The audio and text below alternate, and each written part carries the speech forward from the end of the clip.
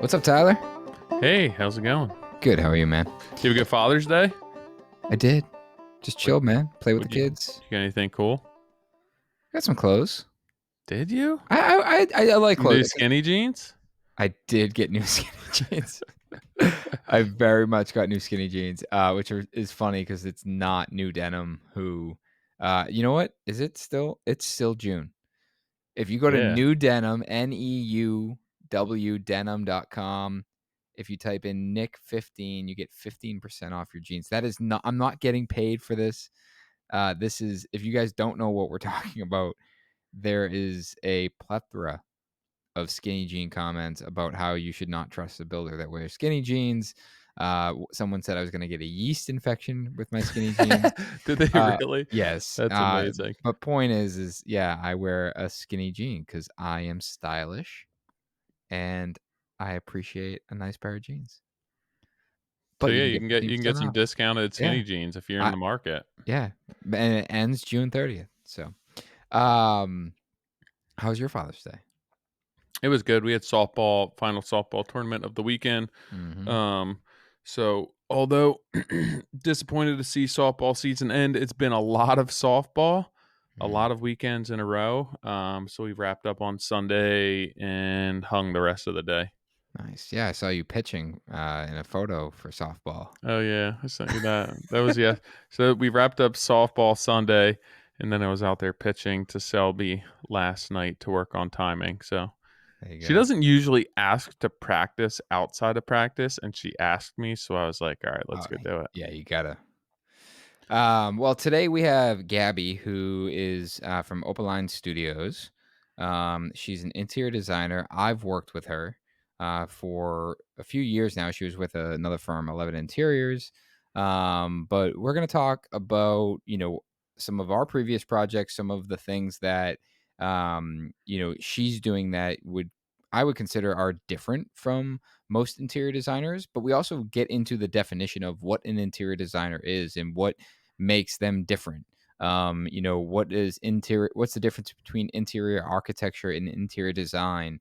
What are the processes in which she takes as a new business owner to create a successful design studio?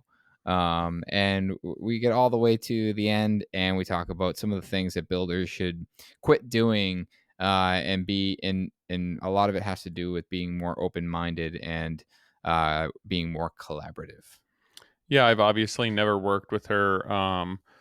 Was not familiar with her prior to the podcast, but looking up her background and what she does and her education, she's coming from the commercial design background and then getting into residential, and how she's brought a lot of that training and experience and brought it over to the residential market. It was an interesting conversation. I think you guys will enjoy it, and I think that there's a lot of good information for people who are unfamiliar with what that designer contractor relationship could and should look like. Before we get into it, this podcast is brought to you by Andersen Windows. Are your clients asking for indoor outdoor living in their homes? Andersen has a broad portfolio of products that help you deliver on this piece of luxury living that everyone is asking for. Everyone thinks about big doors first, and they have plenty of those. In fact, their lift slide door can be as large as 16 feet tall and 60 feet wide, but they also have lots of options to bring indoor/outdoor living to a home with a smaller footprint. I'm just gonna go off script for just 1 second. Why is it like why 60?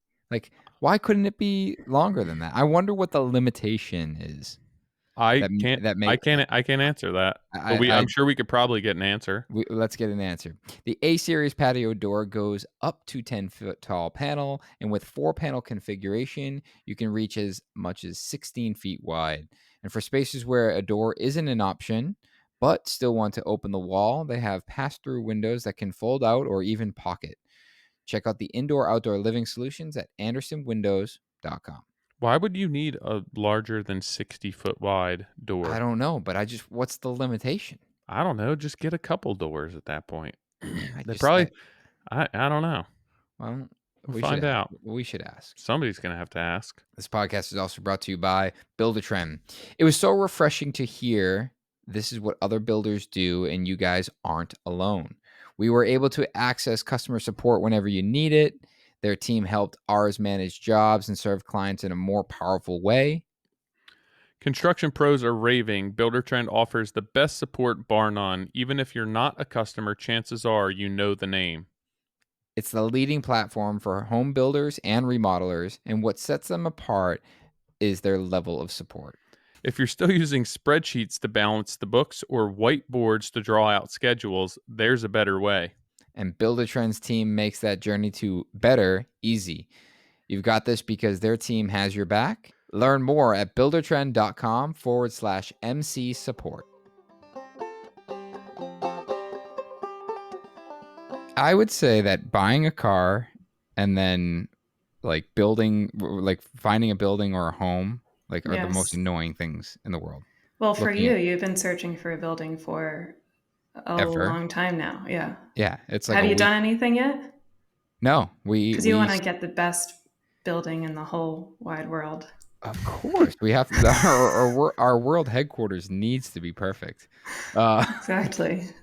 Nothing. I'd expect nothing less from Nick Schiffer. That's a fair assessment.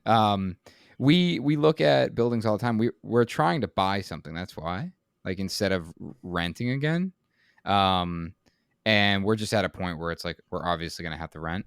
And Right. we looked at one this week. It's actually currently a cabinet shop, which is cool. Cool. And I was like, he's like, so you have any questions? I'm like, yeah. Can I buy the building? He goes, oh no. He's like, absolutely not. I'm like, what about eventually? And he's like, Right. nope. He's like, this is my retirement. And he's an older gentleman. I'm like, all right, well, like if we end up staying there for like 10, 15 years, like maybe eventually they might agree. Right. Yeah. But I don't know. And then now we're looking at separating the office. I was going to say, so is the shop like with you the whole? Yeah, the shop's in Avon now, which is where my office is, but it doesn't make sense to the rest of the team.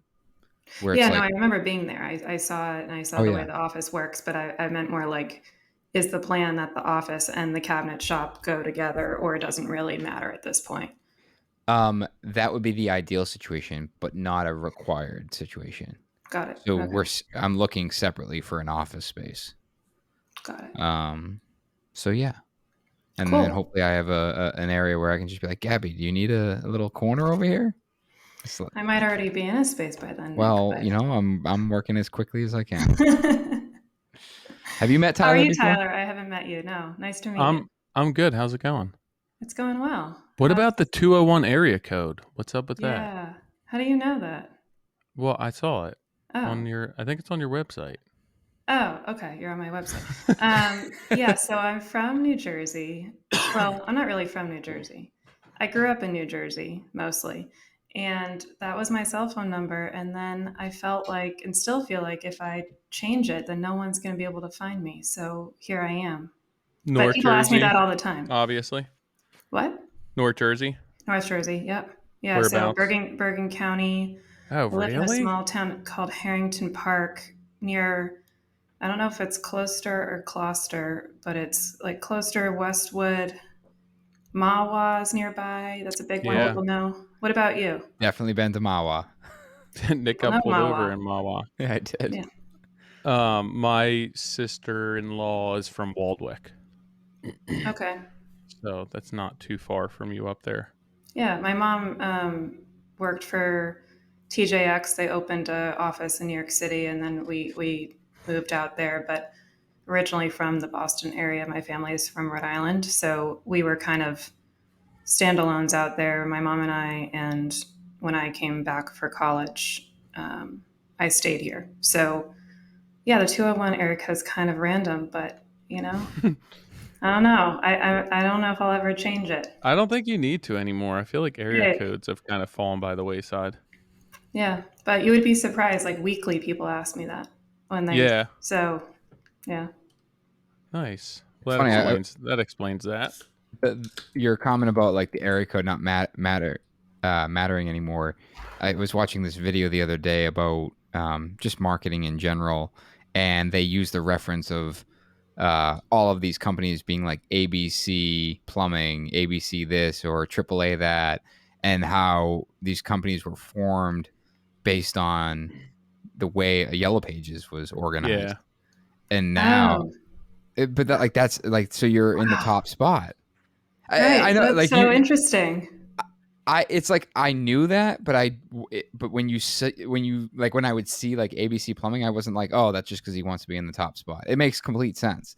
And Yeah. now it doesn't matter at all. Now it's a matter of like, all right, what do I, now you see like Boston's best plumbing because someone's gonna Google like Boston's Right. best plumbing. It's And it's like, SEO that matters yeah, more. Yeah. right. It's like, and it's just funny how this stuff evolves and like area codes. Like people would used to want like 1-800 got, whatever, like got fish. I'm thinking of a 4-letter word, but now it's like no one even knows the Yeah. You phone put it in number. your phone and that's it. You You're just like, Google oh, it and then you yeah. click on it. It's like Right. I don't know. I call the same restaurant all the time. I couldn't tell you what area code they had. Yeah.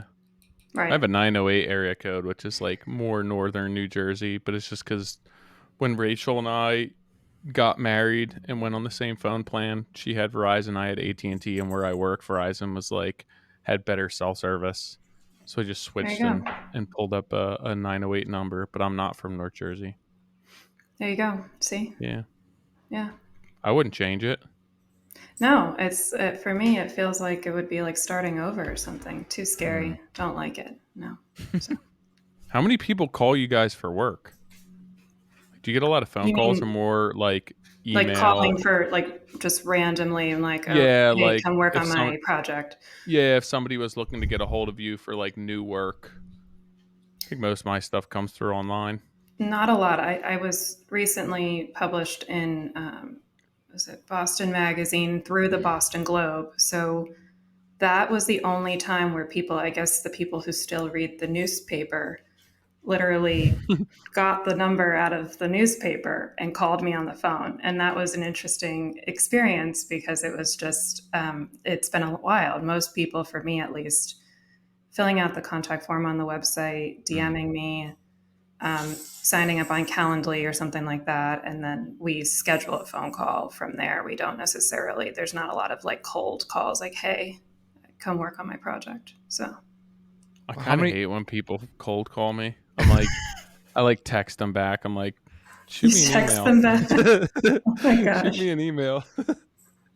I do all three. If someone leaves me a voicemail or an email with their number, I call them. I'll leave them a voicemail. I'll text them my contact, and then I'll email them. So you're I'm one just of those people. My I'm dad's like definitely that. I'm definitely one of those people. I'm like, I don't know Okay. which way you want to talk, but here's all three options. Yeah. We can Just talk reply. all the ways. Yeah, we'll talk all. You want me to shoot you a DM on Instagram? Just let me know your username. That's funny. What's I was just gonna ask a question about that. How'd you guys Oh, start working together through 11 Interiors? Yeah. yeah. Yeah. That's right. I I don't even think it remember. was, Nick was just, I think he like was doing work. I mean, not that you don't do work, but like, he was physically I doing knew where work. you were going with that. Yeah, yeah, yeah. He was physically had just maybe stopped doing physical work when we started working together. So I think it was in his earlier days of the business, at Yeah. least from what I I think I think our remember. I think our first project together, NS and 11, was that Charlestown project, and I think yeah, Charlestown. it was a different Charlestown. It was a different it was a different Oh, oh, oh, designer. oh, oh, oh. Yes, Charlestown. The Navy Yard.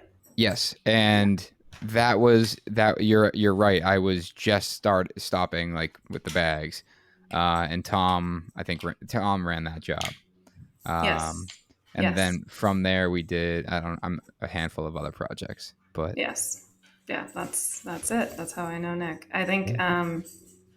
got to do a lot of mill work with his team too, which was fun, which I enjoyed quite a bit. Gabby had this saying one time we were together that has stuck with me ever since, and she Sorry. goes, no, it's I great. know what it is. You probably because I mention it all the time, but she's like, I just love how you're unapologetically expensive, and I was like, I'll take that. Yeah, that's Yeah. not a bad thing to be. Yeah, you just set it right up front. The expectation. I saw it on Instagram the other day. You were like starting at $700 a square foot, period. Like Yeah, it's just very, that's what it is. and you know what It, I go ahead, sorry. no, I was going to say it takes a certain level of, I don't even know if it's confidence. I think it's just confidence in the, not only the product you deliver, but it's like, this is what it is for me to be able to do it and do it right. Can you hear my dog the way I can hear my dog? Oh, yeah. Yes, pretty loud. Sounds How like do I make that sounds stop? I guess get rid of the dog. yeah. It's fine. Okay. The How many you know, necklaces is your dog wearing and it or collars? does I sound know. like a That's lot. actually, that's it. It's going to come off. The Sounds like your dog's like got the Mr. T chains going. uh He the needs a lot of protection. He needs his like tag for if he gets lost. He needs his, I don't know. There's a lot of information on oh, here. you just put an Apple AirTag on them now, and then they're good. Oh, we're really old school over here, I guess. Yeah, So. That's how you get the $700 a square foot. You yeah. put Apple AirTags for your dogs. Every time we leave the house, our my wife's phone dings and it says, "You've left Zoe behind." Like, of course, she's a cat. Um, no, I mean, I battle with that a lot. And the other day when I posted that, I was like, you know what? Like, I always talk about, a minimum square foot cost in a phone call. Why am I gatekeeping that at a phone call? Because all Right. I'm doing is wasting my time or wasting that person's Their time. time. Yeah, Yeah. right. And so I was like, you know what? I'll put it up and see what what the response is. And because a lot of people constantly, especially on YouTube, it's like, how much does this house cost? What did this renovation cost? What's this cost? What's that cost? And most of them are just like, they don't really want to know. They just want to know, like, they just want to confirm that they think that we're too expensive. That's what they want. Right. Right. And and I was like, you know what? I'll throw it out there that, hey, if you're looking to build a home and your minimum budget's $700 a square foot, let's talk. Right.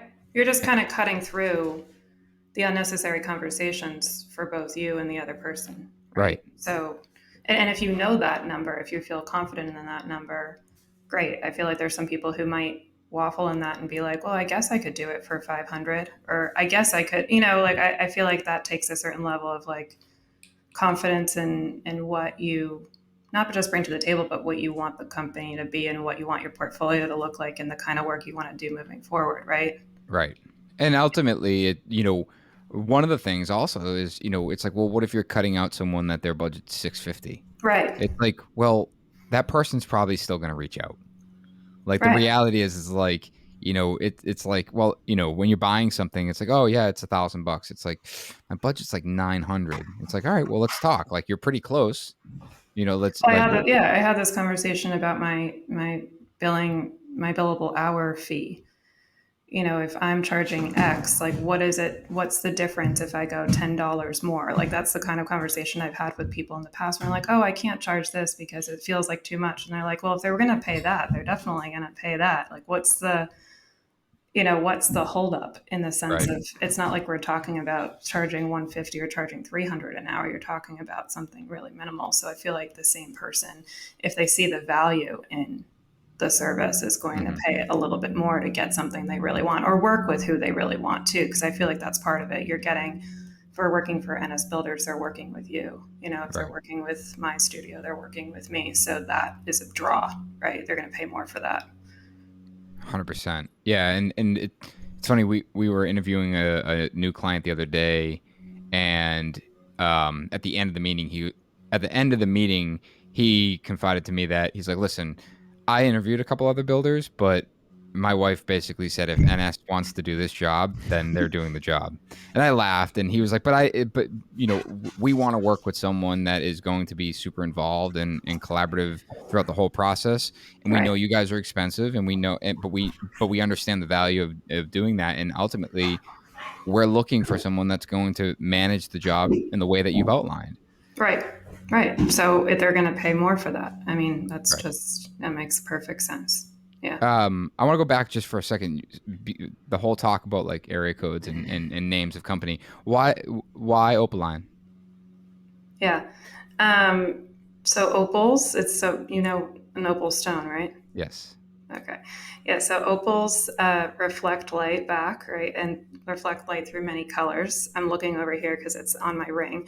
Got it. And I've always loved opal stones. And so I like opal because it reflects many colors, which is a big part of what I love about design is just being able to reflect the people and the many different things that they want out of a project and the things that I can give to them. So it's just multifaceted, multicolored. And I really, I think that from my perspective, I offer not just maybe a unique perspective on design, but really a unique perspective on project management and really meeting people where they are in every facet of the Mm. process. So that's the reason behind it. And it's in my ring because it also is about, it symbolizes female empowerment. And I like that too. Cool. So Hell yeah.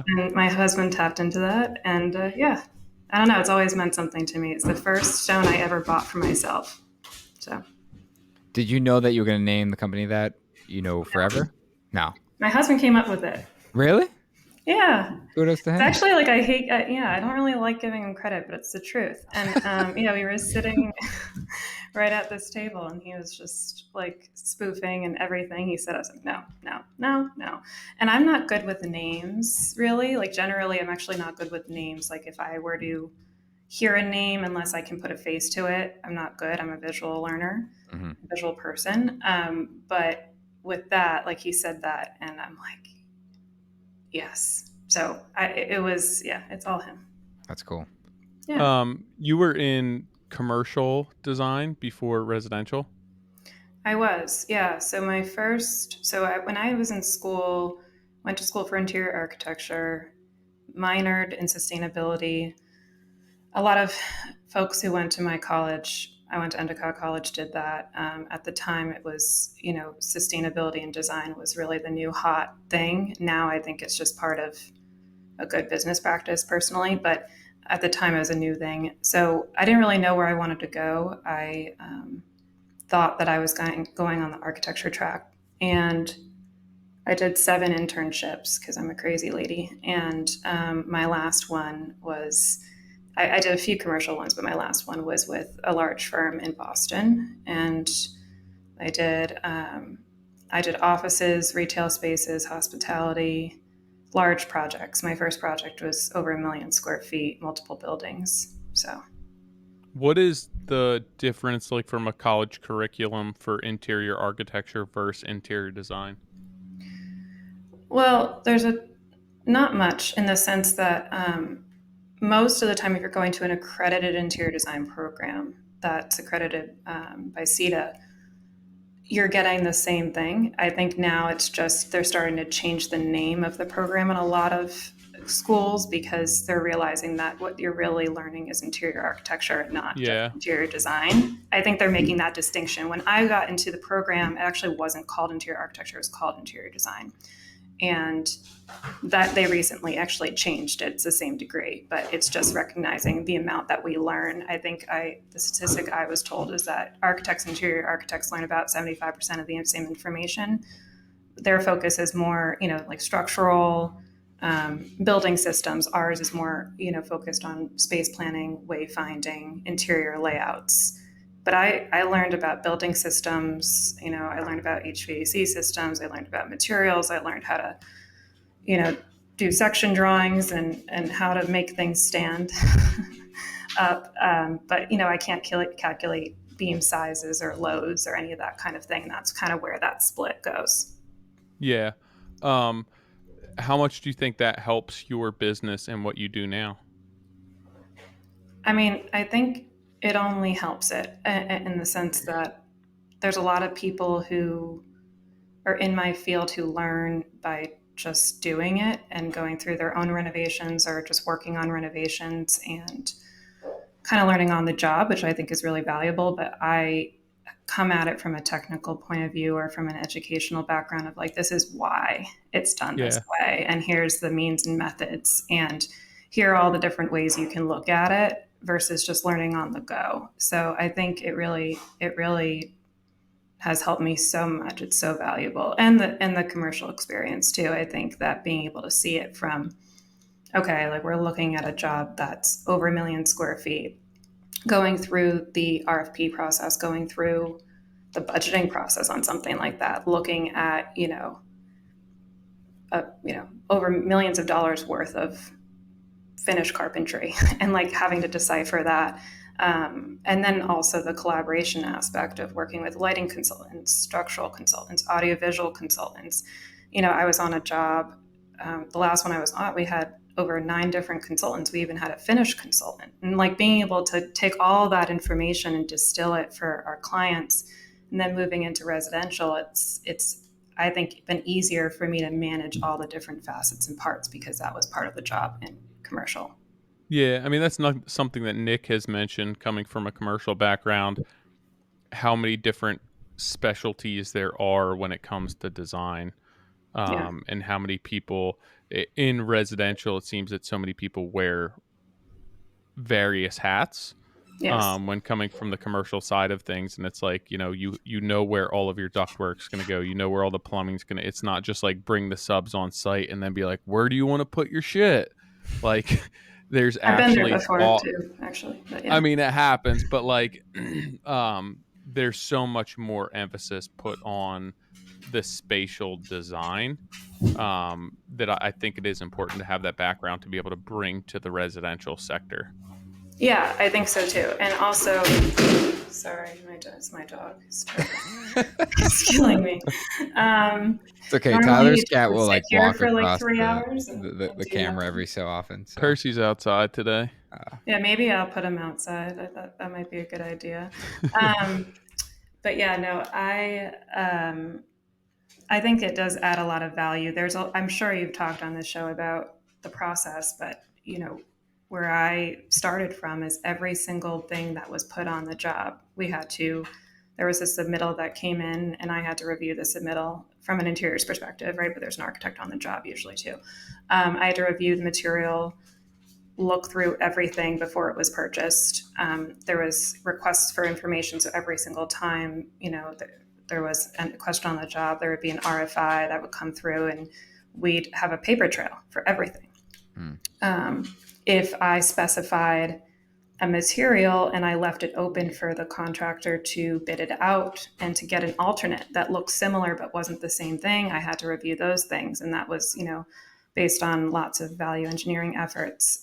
All of those things informed the way I worked when I came into residential. I'm like, why is no one writing anything down? Like, what's happening here? And so I brought that to just the way that I work because I feel like, you can't do too much of that. I think in residential, I think there's too much of the timelines don't really allow for that all the time. And also I feel like people don't really want to push paper all day. It's just not the way people want to connect with other people, right? But I think there's some level of communication and paper trail that the clients that we work with expect. And if there's not that, then I think there's also a lot of room for error and just like, oh my gosh, I forgot we had that conversation that day. Yeah. well, I think this directly relates to like cost per square foot too, where I was talking to a friend of mine who's building in a very different market, very similar style homes, and we were chatting, and I'm like, "What's that house cost you a square foot?" And it was significantly less than what our projects are costing. And I'm like, I don't understand it. He goes, listen, he goes, you guys are running, you guys are managing the job. You guys are running it like a commercial aspect. You have RFIs, you have a submittal process. You're reviewing shop drawings. I'm just told to build a house, and I'm going there and I'm building the house. And it's like whether you want to call that the cowboy mentality, but there is. I'm not submitting a submittal for the fixtures I'm using. It's like I'm just putting in my spec.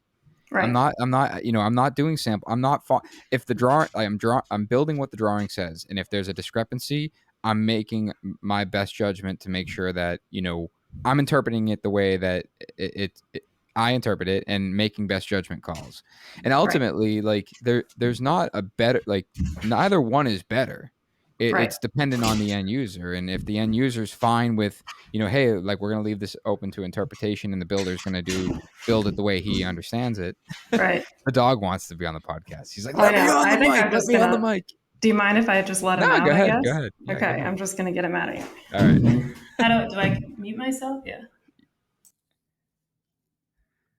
That dog wanted to be on the podcast. Hell yeah. You could hear him like down below, like, The like, collar was the best. come on. Oh man. It had like Uh, 17 name tags around its neck. yeah. That's a stylish necklace. That's a stylish collar. Mm-hmm. You've worked with her a lot Yeah, we've done a handful of projects together. since she's gone off on her own. We've not worked together since she's went off on her own. It was all when she was with 11 Interiors. Yeah. And unfortunately, that story I've told on the podcast before about the sprinkler head going off, that unfortunately was the last project we worked on together. Yeah. Which was that was a really she's not on mic, but she would agree that was a really frustrating part of our relationship. I could imagine. Okay. I was just telling Tyler that the last job that we worked on was the story of the sprinkler head that I've told on this podcast multiple times before. So You have to tell me offline here. no, I mean, you know the sprinkler head. Oh, the sprinkler head. Yes. You're talking about, I thought that there was you were telling No. other story. Oh. I'm saying the last project you and I worked on together would be Yes. when we had I tell people about that too. I hope It's you quite don't a story. mention my name. No, Nick, never. No, I mean, NS Builders? personally. Oh yeah, you should have seen. They flooded this theater. No, I mean more like with friends and family. They're just like, this just last day. We were behind. Well, I guess everybody on this Everything. podcast already Yeah. knows about this, Oh, right? yes, But like yes. last day, behind on schedule, all the things, and then that happened at the 11th hour. I mean, getting that call was like, I'm like, I don't even know. I had no words, and that's rare for me. I always have words. I had nothing to say. Yeah. It was a tough day for all of us. No one was happy. Not one person. I think the painter literally. That poor painter. Yeah, he was in tears. He went home because he was sick to his stomach. Oh, I'm sure. He's like, I want to be here to help, but I literally am sick to my stomach, and Yeah. I don't know what to do at this point. Oh my gosh. Yeah. Yeah, that was rough. Anyway, yeah. Yeah. Well. Yeah. We can talk about it in more detail, but I don't know if we really need to. Made for a great story. Yes. I mean, my favorite part of that whole story, like truthfully, is that when I went down to the theater, I went in there and there's just rain falling down, and all the seats are covered with a tarp. And I'm like, how'd you guys have get tarps in here so quickly? He's like, oh, we had them sitting in front of the chairs. I'm like, what? I don't think I knew that. Oh, did I? All right, so you don't know. You didn't tell me that part. I just remember saying, I had to go to the theater, and I'm like, the theater's flooded. Oh, no, and it's just like raining in the theater. And he's like, come on, I'll bring you up to the catwalk. So we're up in the catwalk, and it's just like lighting equipment everywhere, just drenched in water. And I'm just looking around. I'm like, money. Right. Wasn't it because somebody was trying to dry a patch or something with like a heat gun? Yes. All right. So I'll rehash the That'll story. We can rehash the story. In the morning, I was like, hey, when I walk in the bathroom, on that ceiling, there's this like tiny shadow line. Can you just feather that out and put another coat? You don't know this? No, I'm missing parts of this story, and wait a minute. So you're the one who said you saw the shadow? 100%. This is me. God. No, this was no one else. This is me. Oh my God. Okay. Continue. All right. This is funny. Now it's funny.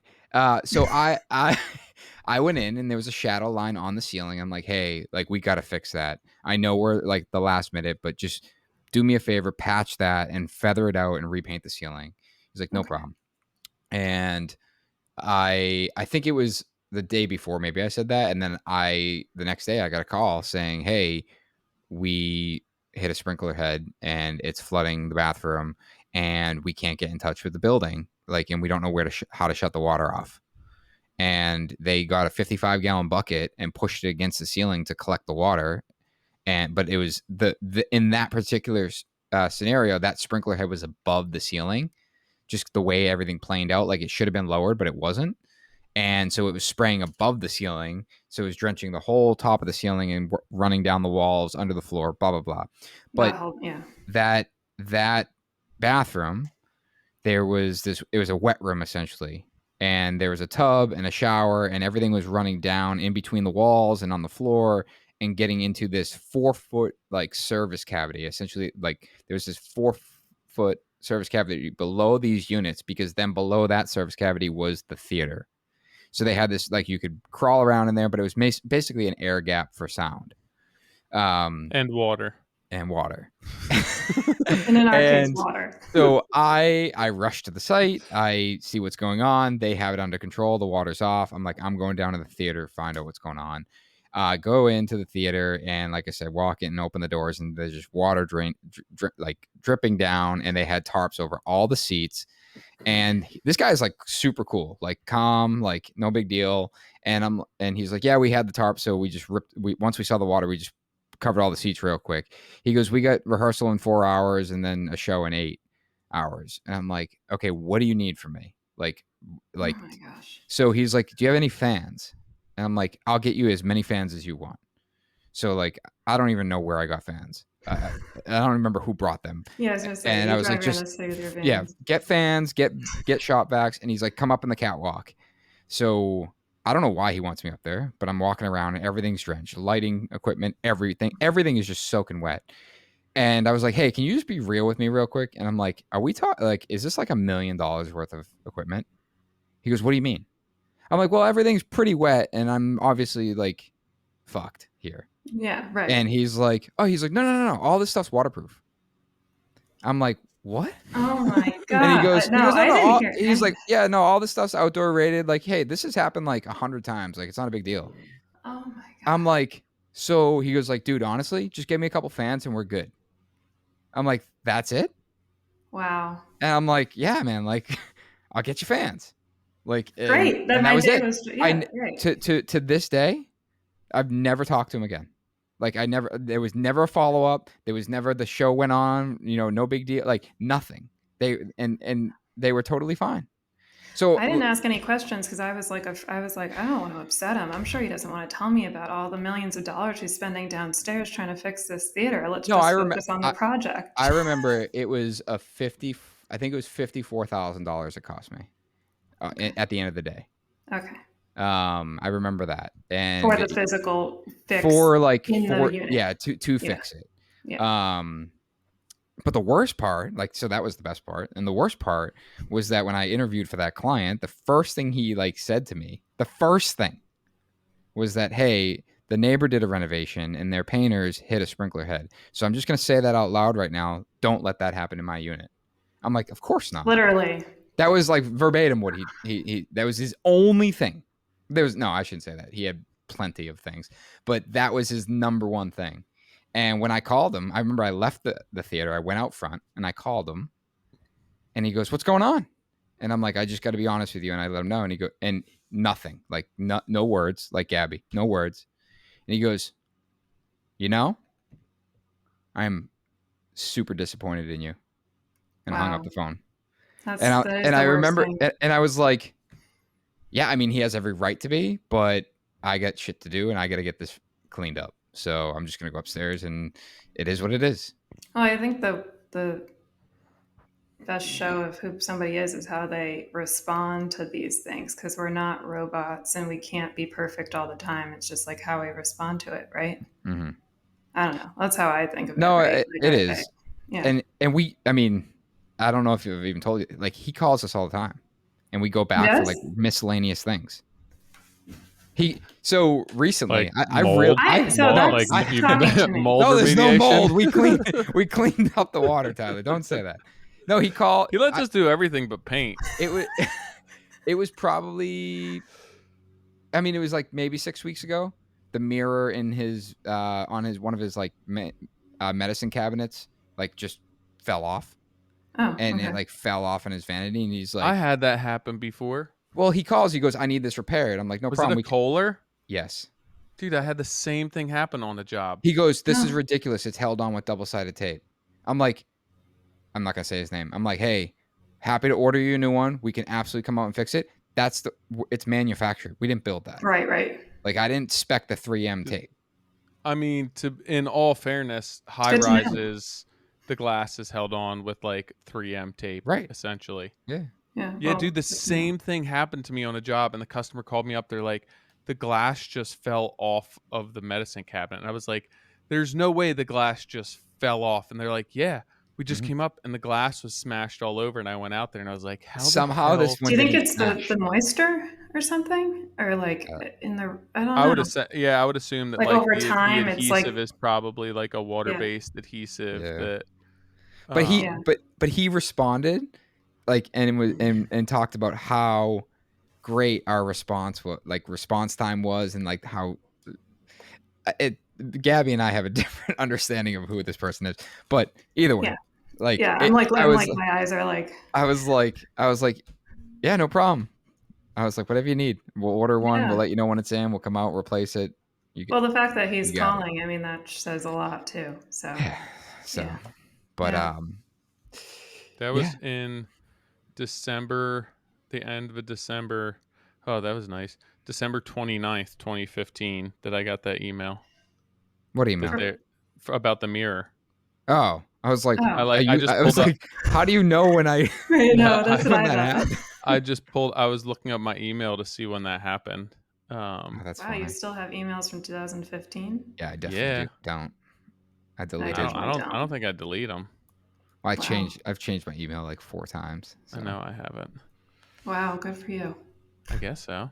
so Gabby, back to Opaline, and something you said in the beginning of this conversation is the way you work with clients and how you Yeah, want it to be kind of all encompassing beyond just interior design, interior architecture, but also project management.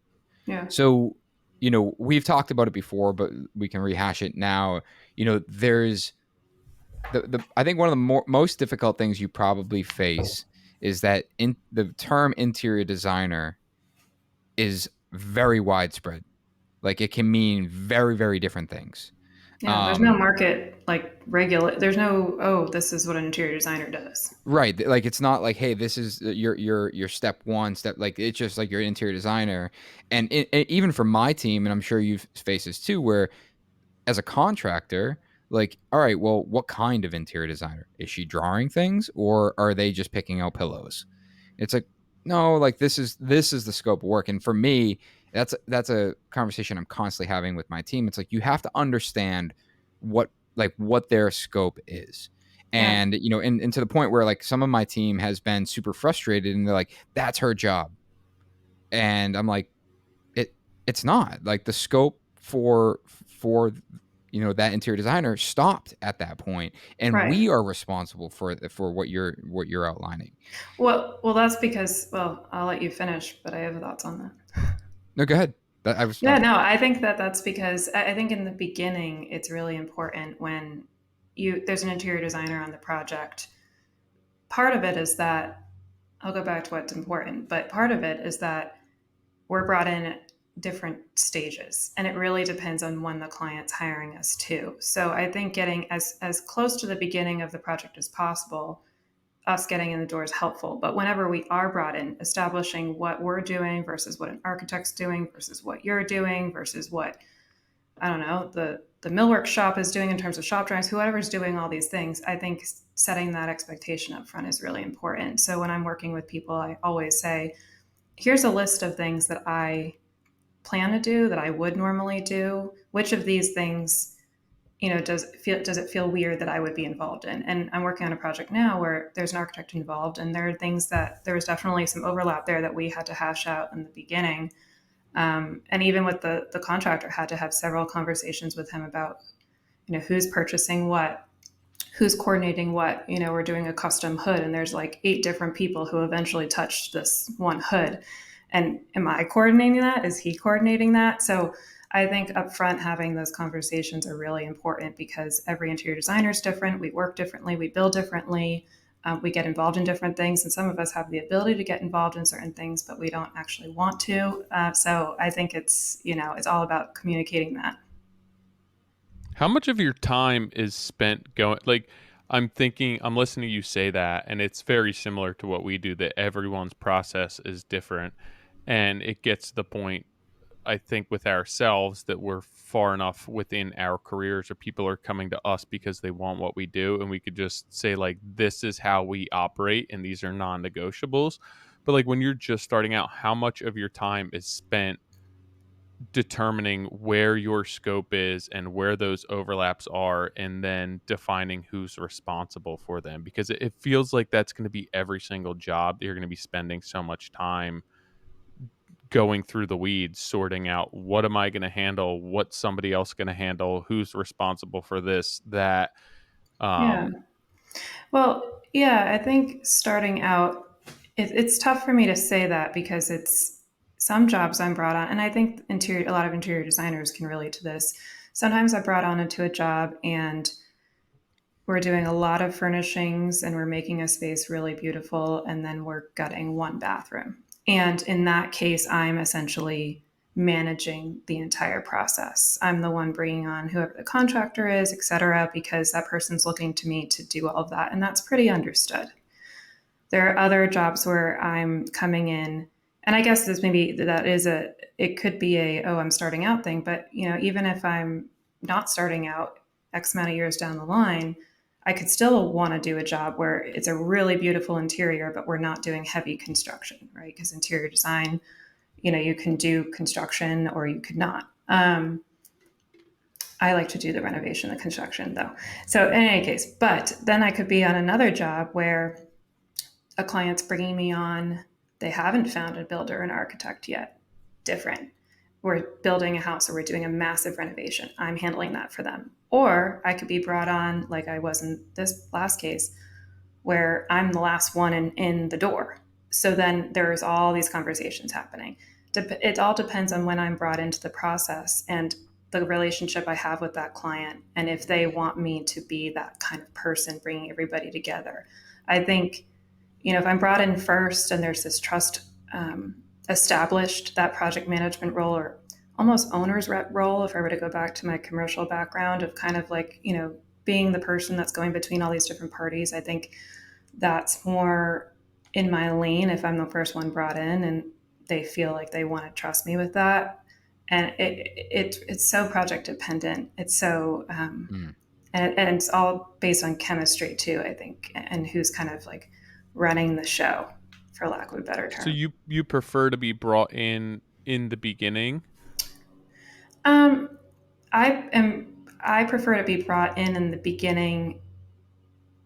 It doesn't matter if it's with or without other people. Like I don't Sure. necessarily need to be the first one in the door, but I think for everyone's project, if it's a gut renovation full house project or a new build project, I think it's only beneficial that everyone who's going to be involved is brought in the beginning. I think it just makes for a better end product, especially since the interior architecture, there's so many different facets and elements of that. And I think some architects are, it also depends on the architect, right? So some architects are really specific and particular, and others are not necessarily as particular. So sometimes, I'm doing a lot of that interior architectural work and even space planning. So, yeah, I mean, if there's a lot of that involved, the sooner I'm involved, the better. I think Do you- from like what you're talking about, especially on the owner rep on the owner rep side, the that person, whoever that might be, and it's oftentimes architect or interior designer or maybe a third party, but Right. they are the one that understands the end goal. I was talking to one of my guys, and we were struggling with his role and like some of the tasks he was handling, and he had communicated to us. He's like, I understand what you're asking me to do, but I don't you're giving me A through H, and I don't know what Z is. And if you told me if you just told me what Z was, I could fill in all the letters before that. I'm just getting this Snapshot. Yeah. yeah, and I think about, one of the things that we started doing is making sure all of our projects had renderings, interior, like important spaces, because now, when you're Post those building, up, yeah, put you're them on the building, walls. now you understand like, oh, this is the end result. It's like, Yeah. you think of a carpenter or a plumber, it's like the plumber's like, all right, I got to put a pipe here. It's like, well, what's the pipe for? It's like, I don't know. He told me to Right. put a 2-inch line right here. It's like, well, oh, it's actually for an ice maker. It's like, oh, okay. Now I understand like what I'm doing, and there's like this end goal. So as like an owner rep, or or in from the interior design perspective, it's like what it's going to look like Right. like very likely all the way to the furniture. Well, and Where that's, it's I think, why we end up in this position, which people don't anticipate. Like, no one thinks of an interior designer as, oh, yeah, they're the people managing the process. And right. it's not to say that I'm necessarily managing the entire process, but I think that is why it tends to start to like go that direction. Because, like you Mhm. said, I even know the pillow that's going there. So, like, I Right. really see the whole vision of the space, and I can see it from a bird's eye view, which is a Mhm. bit of a unique position. I think, obviously, in certain projects, especially the projects that you're doing, Nick, I don't know the projects you're doing, Tyler, but you can see that too. You can be part of that design build process where we're all kind of in it together at the very beginning, looking at the end goal together, which is why I said like the earlier I'm involved, the better, because we can all really conceptualize, visualize, and then work towards that, not just from a time perspective or management, but from a budget perspective as well. So, Well, I think for like, one of the simplest ways to understand that too is,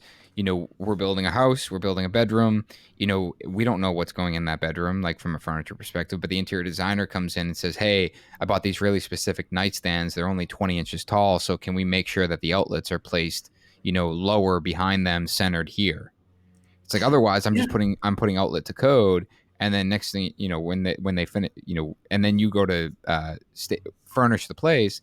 It's like now I don't have somewhere to plug in a lamp, or I don't have anywhere to plug in for the nightstand, and yeah, those are things that I could ask the question to the client, but ultimately, that's where you come in as a resource and a yeah, value. It's like you're working through that stuff, and then communicating it back to the rest of the team. yeah, and even better if those things are already designed in by the time we're all collaborating together, like we're getting a jump start. Mm, Not to say that there's arguments to be made about how I know you like to get involved really early, right? But the earlier that we can start to look at those things, the more opportunity we have to do something that stretches the boundaries a little bit. For instance, like I designed a headboard that was part of the architecture, and the mm, outlets were put into a headboard that was then upholstered, and then brought into the wall, but then had millwork coming in around it, and there's lighting integrated into that millwork, and it's coming into the shining on the fabric in a certain way, and the channels of the fabric are catching that light in a certain way, and there's a light switch integrated into the built-in on the side, and all those like little tiny details. I think a lot of thoughtful planning goes in our part. And if we're coming in at a point where the outlet's already set, there's less of an argument for us to be like, let's do something really interesting here than I am in going and buying a nightstand. mm. And that's what it is. So I think that that's the difference between a project where I'm walking in and just furnishing it versus a project where I'm in at the beginning saying like, let's do this and let's make it really customized to you.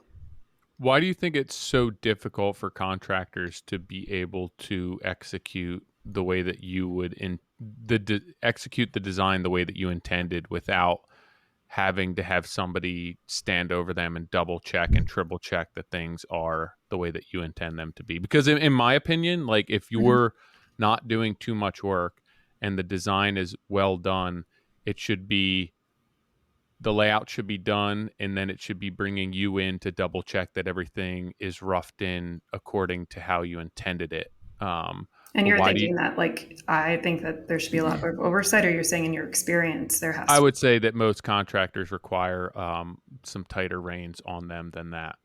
Yeah. Um,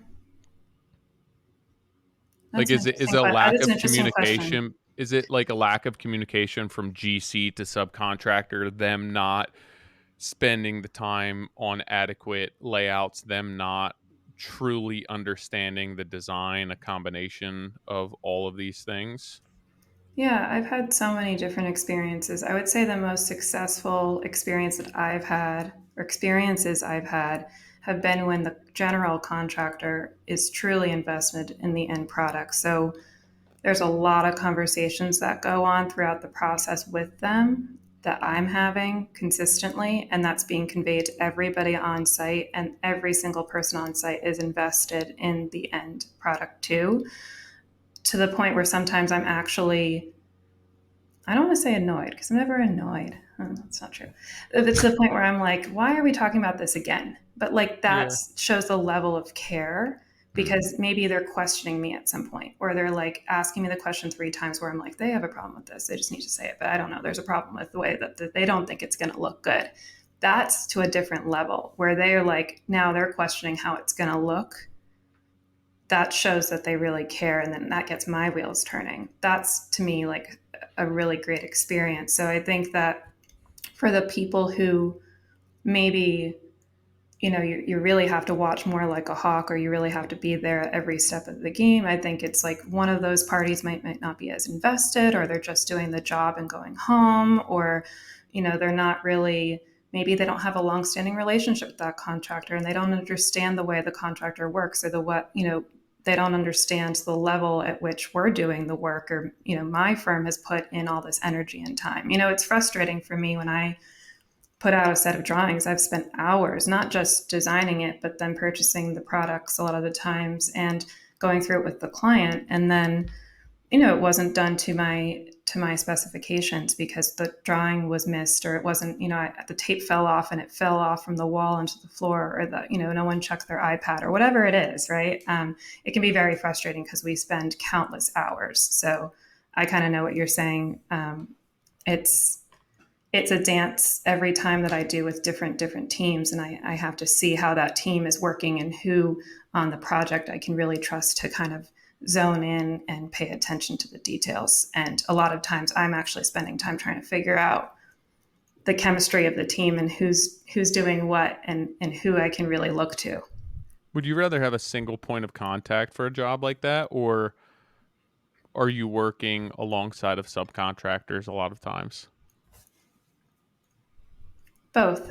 I think it's always efficient to have a point of contact. And I think it's necessary to have one filter that, even if I had a conversation with the tile guy or with the electrician on site, that I'm like, hey, Tyler, Nick, this is the conversation I just had. Mhm. Mhm. But I kind of like the whole element of having that problem solving conversation on site with the people who are really doing it. I don't think that that's a problem. I just think that it can't be every day. Like, I think that there has to be a streamlined set of roles and communication processes in place. Like, one day a week, I'm on site for 2 hours, because it's never just an hour, and we're going to go through, and we're going to go through all the roughs, and we're going to go through all the switch placement, all these things.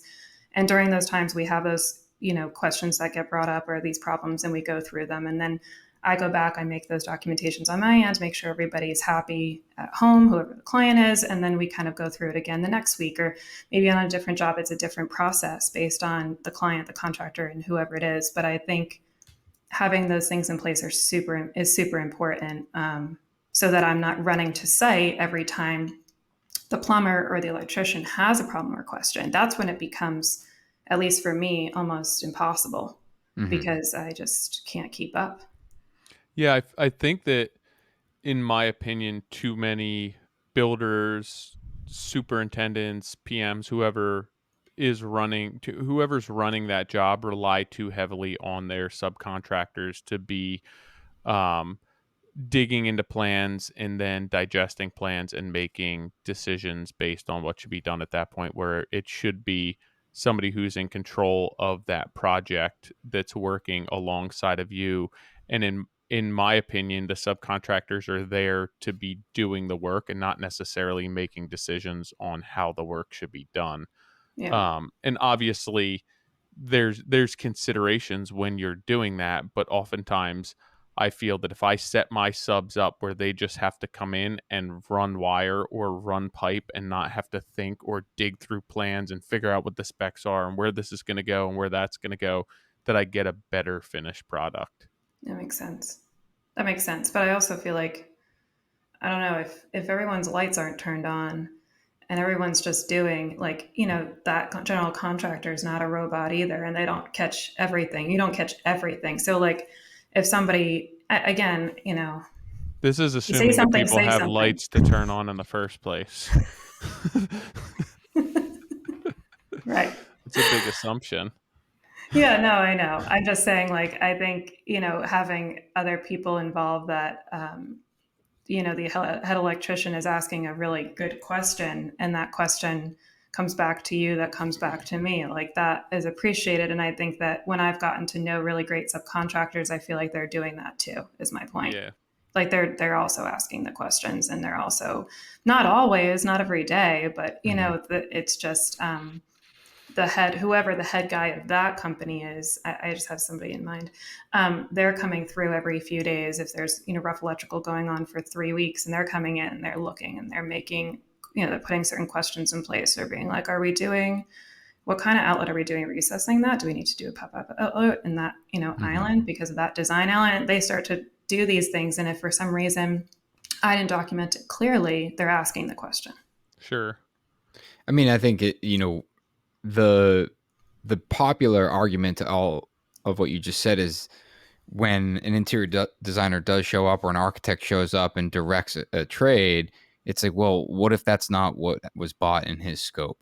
And then I get a change order for it. And that's, what you said. It's like you're following up and talking to the PM or super or even the Yeah, owner I'm of the. never not. I'm never there without. By the way, just to clarify, I'm never there without the It's super, Yeah, and ever. not so much on you, but like I think that just from like a general audience, like people that are listening, like that's important to know that you're not there, and you're not directing trades, that it's more that you are involved in conversation where now everyone has the same goal essentially, where it's like, well, what is Gabby's goal here? It's like, oh well, the goal is to have this kind of light with this kind of switching. And it's like, yes, the builder's there, the designer's there, and the subcontractor is there, and we're helping move that process forward.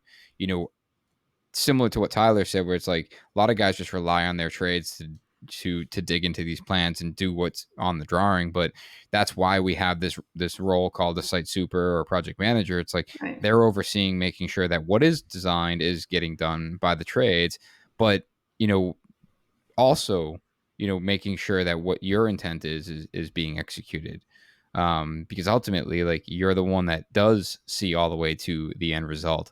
And as you get further away from you and your role, people get more and more focused on like the individual task rather than the big picture. right, right. And Um, to your, oh, go ahead. no, you can go. I was just going to say, to your point about cost, that's another thing that Nick knows this about me, but I tend to, like, I always have that running in the back of my head. So if somebody's coming to me on the job site, usually the super or somebody, and there's an issue or there's a problem, or even there's a design question that then seems to flag change order, like, I'm taking note of that and I'm following up on it, and I'm saying, well, what does that mean? Is this time and materials? Is this big enough to become a real change order if we do think that this is a better decision to make after really considering our options and we want to bring this to the client? But like, I have my own internal list here that's like potential change orders are active, change orders. And I know that you as a contractor have your own systems, but I'm always checking it myself just to, as a double check of, as the person who is designing it, sometimes I get a bad rep of like, I'm the fancy designer coming in and adding all these things. So what I try to do is make sure that I'm always aware of the pros and cons of going in a certain direction that maybe we didn't originally account for. Sure. Yeah. Um, what being that you came from the commercial background, what really made you want to move towards residential? Was it the human interaction and more the personal relationships, or why make the switch? Yeah. People thought I was crazy for making the switch. I think that for me, it was really creativity and people. So I loved the people I worked with in commercial design. It wasn't, but I was at a scale where it wasn't their business, it wasn't their home, it was their job, and they got to go home. So my client might have been a board of directors of a company, or it could have been, VC, or it could have been a lot of different entities, but it wasn't necessarily the the specific owner or even sometimes the end user. So, and even if it was the end user, it was like it was their place of work or their place of whatever it might be or enjoyment. I think with that came a certain level of it's all a bunch of numbers and we're all just trying to make it work, at least for me. So when I made the switch or decided to go into residential, for me it was like bringing that personal decision making and really the I guess the connection with the physical end product that homeowners have. It's their home. It's a very personal decision they're making every day. They earn the money and they're willing to invest it in something that they're going to live in. So for me, that was missing at my prior, doing commercial work. And then stemming from that creativity, right? So because it's personal, you can take more of a, leap in certain directions from a design perspective. You can do wild and crazy things when you're designing casinos too, or, cruise ships or some of the other things that I was involved in. But I think that there was always this kind of not personal element to it that you can get with residential design. I do also like I just finished a small restaurant.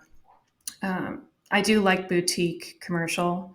I like working with business owners or creating, you know, places that I feel like there is that personal connection I can still get with the client, but that's the differentiator for me. Yeah, I think that that's pretty similar to what we do, and the difference between commercial and residential. And I mean, there's a lot of people who that's why they don't want to do residential, because like they don't want to deal with people having that much stake in this, where it's like every detail has to be right. There's a ton of emotions involved, and you're like creating this golden egg where they're like, commercial, yeah, I people make decisions, we go with it.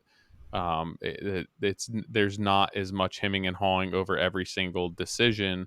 Yeah. There's less gray area there, and there's a lot of people that absolutely love commercial for that reason. Oh, it's true. I mean, I remember I always care too much. So I remember asking for a level 5 finish on a wall on walls for all these offices because I was putting a whiteboard paint on it that essentially you would see everything if it wasn't done perfectly.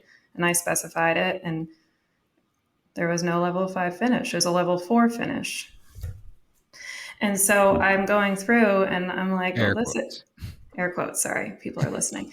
And, I think, I cared more than everyone else did. It was like it was what it was. And I think that, in residential, you kind of get that extra level of care that comes through.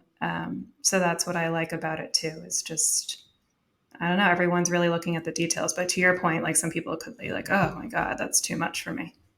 Yeah, it's interesting that you say that as well, because at that point, like when you're the designer on a commercial space wanting more than these people want, you really are putting a target on your back where it's like this person isn't paying for this, but they want everything. And it's like managing that relationship and those expectations when you're working in residential, and it's like, yeah, we want level 5 on this because it's at the it's on a staircase and there's going to be so much natural light here, and they're 100% on board, and those are the people who are paying for it who agree with you. And it's not just like, oh, this is an oversell on our designer because she wants it to look a certain way. Well, yeah. And like the other, the interesting thing that happened a lot was that the client they did pay for it and people did expect it, but then at the end of the day, having the contract everybody go back and redo it just ended up becoming too much of a big deal, and it was a he said she said type situation. It was like, let's just move on, like it's fine, right? Whereas, so I mean, maybe that's an issue in every industry, even residential, but I felt like there it was like accepted sometimes to just kind of move on. Whereas I think in our industry, it's like, no, let's talk about this and figure out how to get it to look like exactly what we want it to look like. Yeah. You Um, know, how long ago did you start your own business? 9 months ago. 9 months. Does it feel like it's been a lot longer? Yep. It's the hardest thing I ever did. How Done. how so?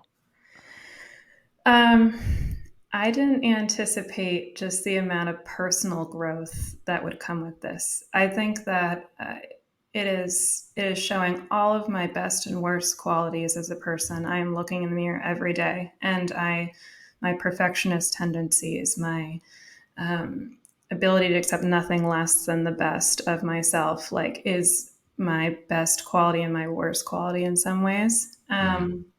And yeah, all the financial stuff. I hate that stuff.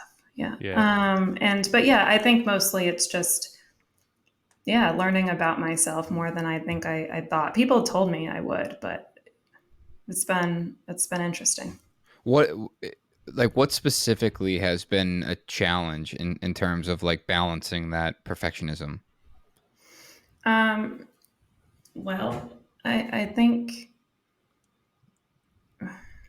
like I have a certain way of doing things that I always have believed is the right way of doing them from a process standpoint. And Hmm. I learned with having my own business, et cetera, you can't always get to that point all the time on the internal side. You can get to it, and that meaning like not everything is happening on the back door that I want to happen all the time.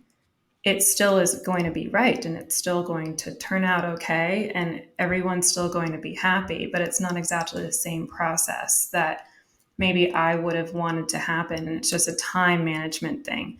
I can't seem to get it all exactly perfect on both the client side and my side all the time. Hmm. And I've struggled with that because for me, I always see like, where do I see myself in X amount of years? I see growth. And for me to have growth, I think I want to be able to set things up right from the get go. And I'm very focused on that. And I've just realized that, like, yeah, some days are not going to go great. And some of it's just me. Like, I am the one pushing things forward. And sometimes I just am like, I just can't get there today.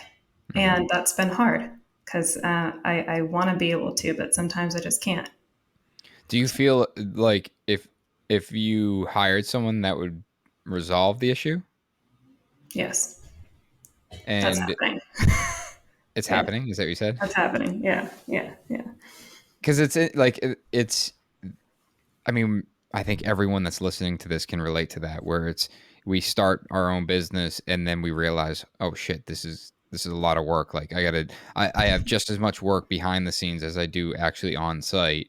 And and this industry is filled with creative people that will put creativity over running a good business every day, Right. which is, oh yeah, he's a great builder and he's super cheap. It's like he's super cheap because he didn't have his shit together, and he's like one bad client away from having to close up shop.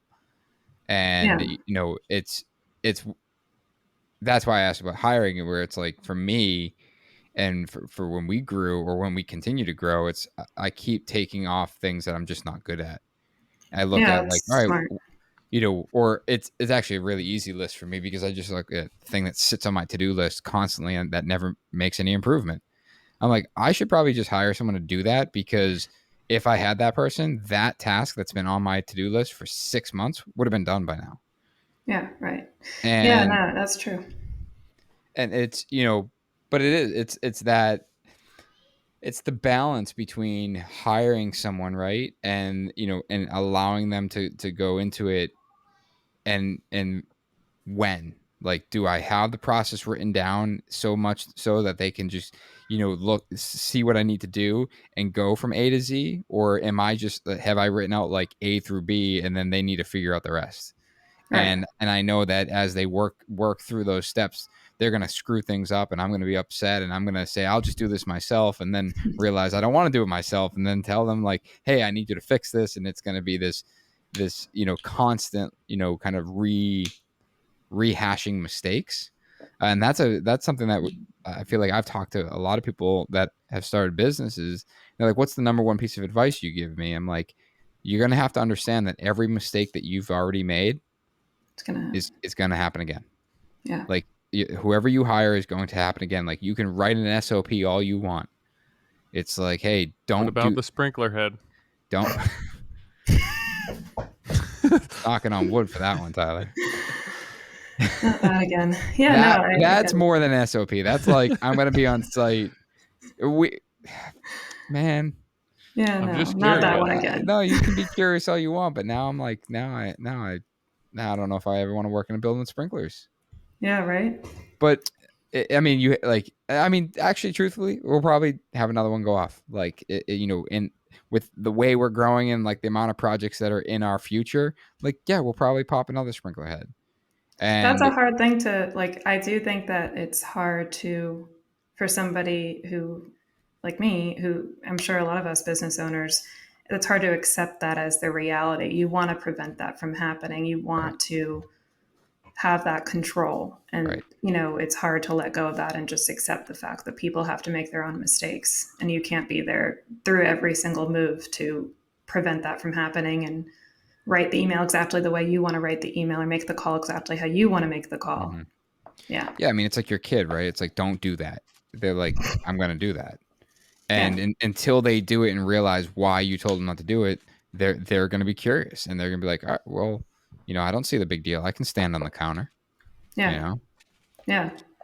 Yeah. it's like No, I can exactly. I can run with these scissors, and then they fall, and then they Yeah. cut themselves. It's like, oh, that's why I can't run with Yeah. these scissors. Yeah, like my kid, like my sink cabinet has locks on it, but sometimes I undo it just because I'm working in it. It's like every chance he gets, she's like, bleach, like the bleach. I mean, I've moved the bleach since, but like this was going on for, just so you guys all know, I've moved the bleach. But like it was going on for like a week where it's like all the cleaning products. Like she's like, what is this sprayer? Let me get this into my mouth. So I think it's just, trying to, yeah, that she just likes to see trouble and she goes for it. But still, yes, I think trying to figure out some sort of balance with that. I hired somebody. First thing I did is got a bookkeeper. Second Mm, thing I did is get somebody to help me with procurement. Third thing I'm going to do is get somebody to help me drive around Timbuktu to get us samples all over the mm. place. So that's, and kind of not just do that, but like really help with the um, Presentation, just just all of, well, yeah, just we need to show people things that are going to eventually be in their home, and sometimes it's easy to get and sometimes it's not. And if I'm physically driving around to get all these things, I'm not able to do the design work. right? So Have you ever dived deeper into the whole perfectionism thing and why? is this going to Um, be the place we're going to dive deeper? I mean, I'm just curious. Like, I can absolutely relate to that, and I've managed it better as I've grown more in business and grown more as a person. But I think a lot of that perfectionism comes internally, not necessarily from work, but more so from personality. Hmm. Um, and I think a lot of it is like you said, a control thing. Hmm.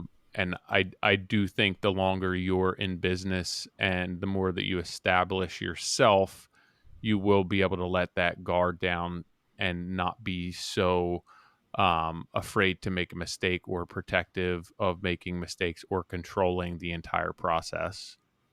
Yeah, I have, in the sense that I have a long way to go, but I've made really big leaps and strides with that even before I owned my own business. I think every job I've ever had, I take it really seriously and I want to do the best work. And that's just because I love my work, but I also feel beholden to my clients. But the more time that's passed, and I used to manage people at my last job and manage other designers, and like it taught me a lot about how to be more flexible.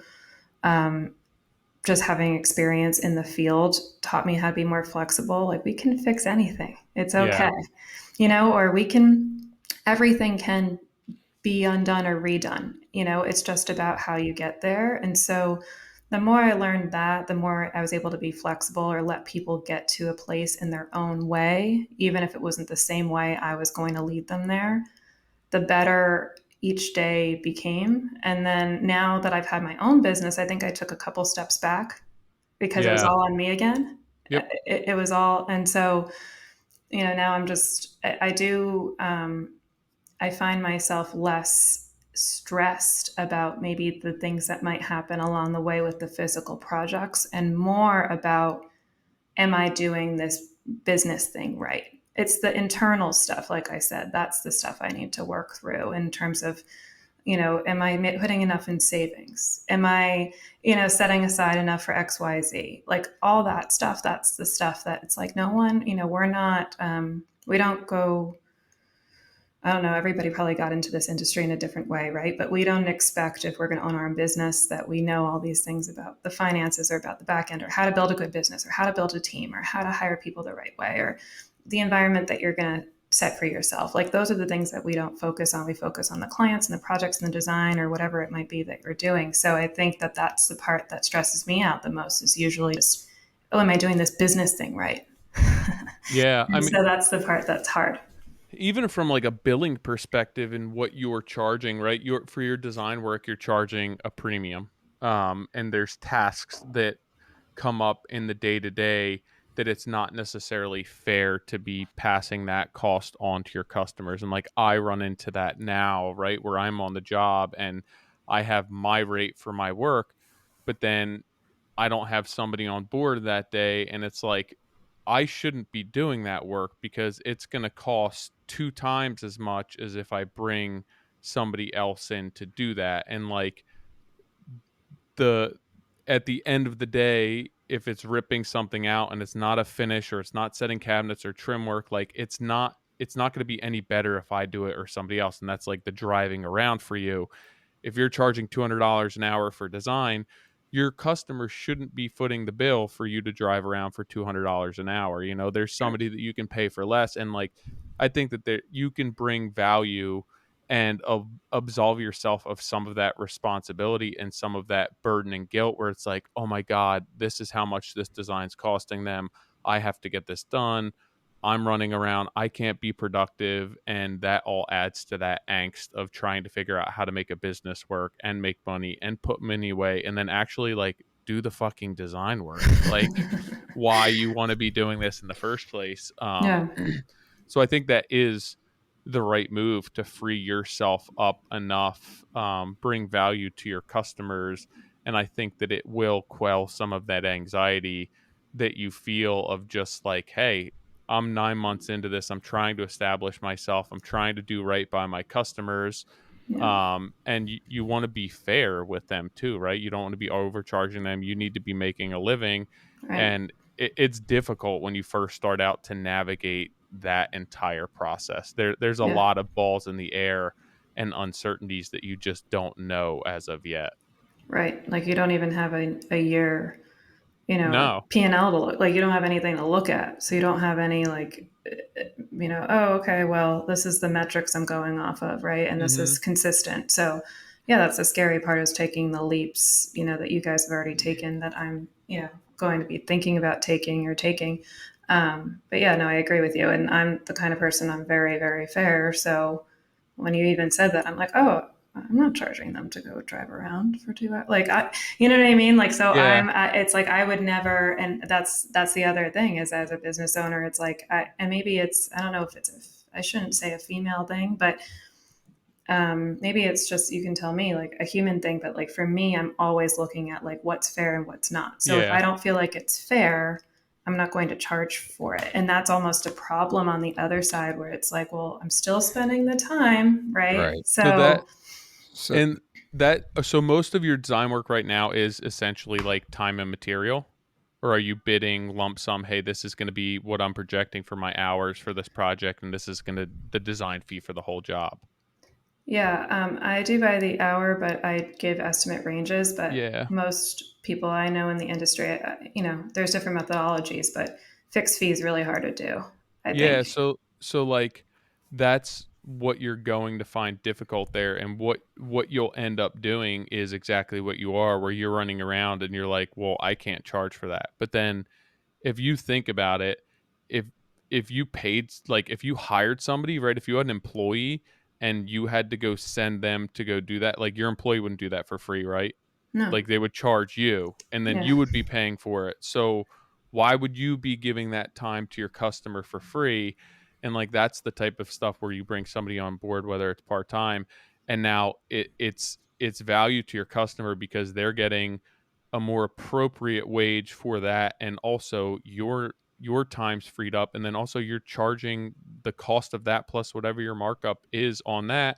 And you can't give away all of those hours for free, but you can't charge whatever your rate is to be running around when that's your Yeah, design no, of fee. course, no, of course, and I get around that now by charging a travel fee over a certain amount of time. So which is a reduced half the rate, which so I get around that now. But yes, I totally agree with you.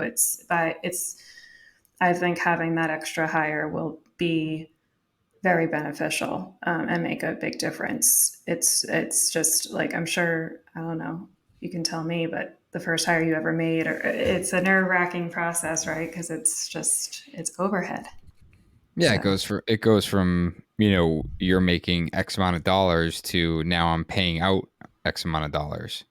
You know, right, I've said it before exactly, where it's like exactly. you Yes, estimate these jobs is when you're like one person. It's and for a carpenter, right? It's like, all right, you know, $10,000 to do that job, and at the end of the job, you put $10,000 is going into your pocket.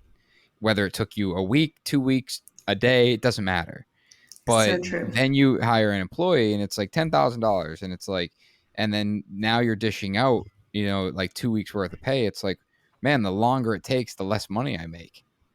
And we don't, because we don't, you know, early on we don't care how many hours it takes us. Like, yeah, we'll Right, work a 12-hour day, 14-hour day. We'll work through the night. We don't care. It's $10,000. exactly, exactly. But you know, Yeah, that you add that employee, now you're paying it.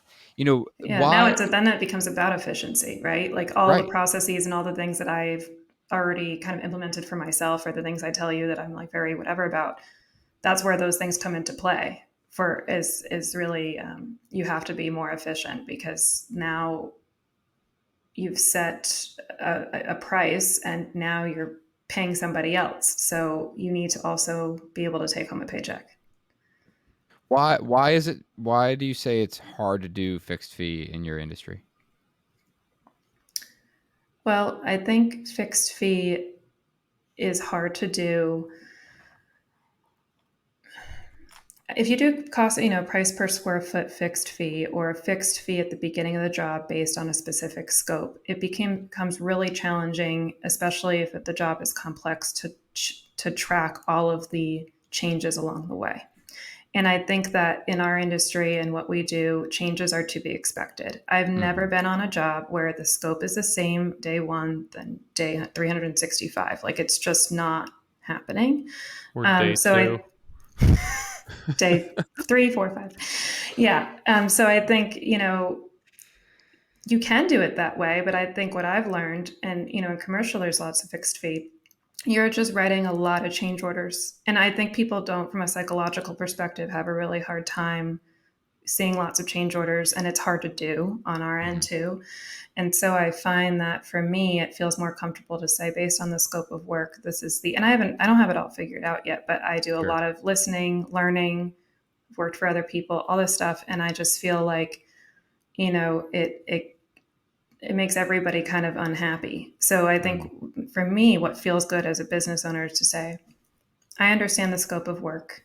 We've drilled down at the very beginning. I do what I call this the envision phase, where I essentially go through the project, the bird's eye view, conceptually, scope wise, budget wise, give them an estimate of what I think the hours will be.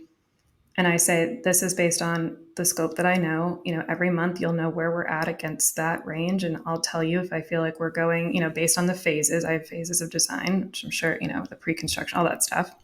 And as we go through each phase, I'm updating you. And as we go along, you'll know, because, we'll have talked about it. Like, oh, I also want to add a mudroom, or, oh, I also want to do XYZ. And then it becomes just, we all know where we stand at all the time. And I'm billing for my time, and it's fair for everyone involved, I think. Whereas with the fixed fee, I just feel like it can be just challenging. Do you It's pretty much the same thing as the way I feel about our industry, Nick. It's not any different. Designing or executing what we're doing, it's really I would no agree. different. Like, it's your design is conceptual and hypothetical and going to change, and you cannot, no matter how well you prescribe that project or that design, you can't account for everything. And there's going to be things that are going to change, and there's going to be decisions that are going to be made along the way, Yeah. and it's just too hard to to try and tally up how long that's going to take and how much materials are going to cost, and have a fair number there. It's impossible. Yeah, and there's so many details. Like, oh, are we doing radiant heat in this bathroom? And is it real radiant heat? Is it a electric pad? Whatever it is, whoever's putting that cost and the allowances for that day one for the heat for the whole house might, I'm making this up, but like Sure. it might be in the not be in the electrician's cost to do that or whatever. And then all those little things add up, and that's just Mhm. like one item in one room of a house. And I just feel like the same kind of goes for design. Like we could be starting one way and end up in another way, or we could have a vision for a specific room and we do some more digging and we're like, the room that we thought we were going to be using to watch TV is really this room that we want to play games in. And this is now we have this built in and we have these other elements of the room, and all of a sudden the room morphs into something completely different. And the scope of work from a design perspective is many more hours because now I'm doing all these custom elements that I initially wasn't going to be doing. So I think it's just, yeah, it's not a linear. I don't think our industry is linear in that way. It's not like going and purchasing a shirt. Mhm. And I think that if it were, you would have to be extremely malleable as far as the design goes, where it's like, hey, we established a price for this, and as you went and you were tracking your costs, you would have to be changing that design to suit that budget. You couldn't still get that design if things were changing, because then somebody's paying for or putting equity in a home that they're not pulling out. It is too hard, especially once you get into a higher level, more design driven work. It's really, really hard to do. And the fact that our industry has adopted that and that's been the status quo and the standard for our industry is insane to me. Yeah. Well, and also to add to that, and I don't know how much you run into this, but from a creative standpoint, it's really hard to put a price on creativity. And um, it's just something that I think all of us grapple with. But if I'm doing 13, 20 tasks a day. I don't know why I picked the number 13, but if I'm doing a lot of tasks a day, it's really hard for me to be like, okay, I'm going to take this 1 hour. I'm going to be really creative during this 1 hour. And the best idea is going to come to me during this 1 hour that I have budgeted for to get this design done. And then I'm sitting there and I'm like, my brain's too frazzled. I can't do it. So maybe Mhm. it takes me an additional hour or like, you know what I'm saying? So it's so hard. So obviously our customers are expecting at least designers to budget their hours and do the design work within a certain amount of time. Right. But Mhm. it's like, if they're throwing a million things at us, so there's other things happening along the way. It's really, really hard to budget specifically for when the big idea is going to come. The So it's really hard. the you know the one argument here is because we're time I'm sorry, we're cost plus, so we're getting, we're charging what it cost, we're time and material Yep. in our Yep. fee. But there's a big part of me that wants to get to a point where we are fixed fee, where we go into a project where it's like, hey, I guarantee this project's going to be $5,200,000, like whatever it is. And the I hear the side of like, okay, well, sometimes it's going to take me 2 hours and I want to be able to budget my time accordingly and bill for my time accordingly. But you know ultimately what you're doing is now like you're completely trading your time for a set amount rather than being paid for the value. Yeah. And because what happens is the more efficient you become, the less expensive you become. It's true. It's true. and So unless you and keep raising yeah, no, exactly. Right. So it's like, Yeah. and this is, and it's difficult from both sides where it's like, hey, I'm fixed fee. And I think from like a design perspective, maybe that's rather than hourly, maybe it's monthly. It's like, hey, every month I charge $15,000 to be part of this process. And Yeah. now it's you're just there's hundreds of hours within that month, and you might exhaust every single one of those hours, or you might exhaust 10 hours. But Yeah. ultimately, like, and I'm not saying that that's the solution, but it's really difficult to to scale or sell value when you're strictly tying the amount that you're being paid to the amount of hours that you're working. No, it's true.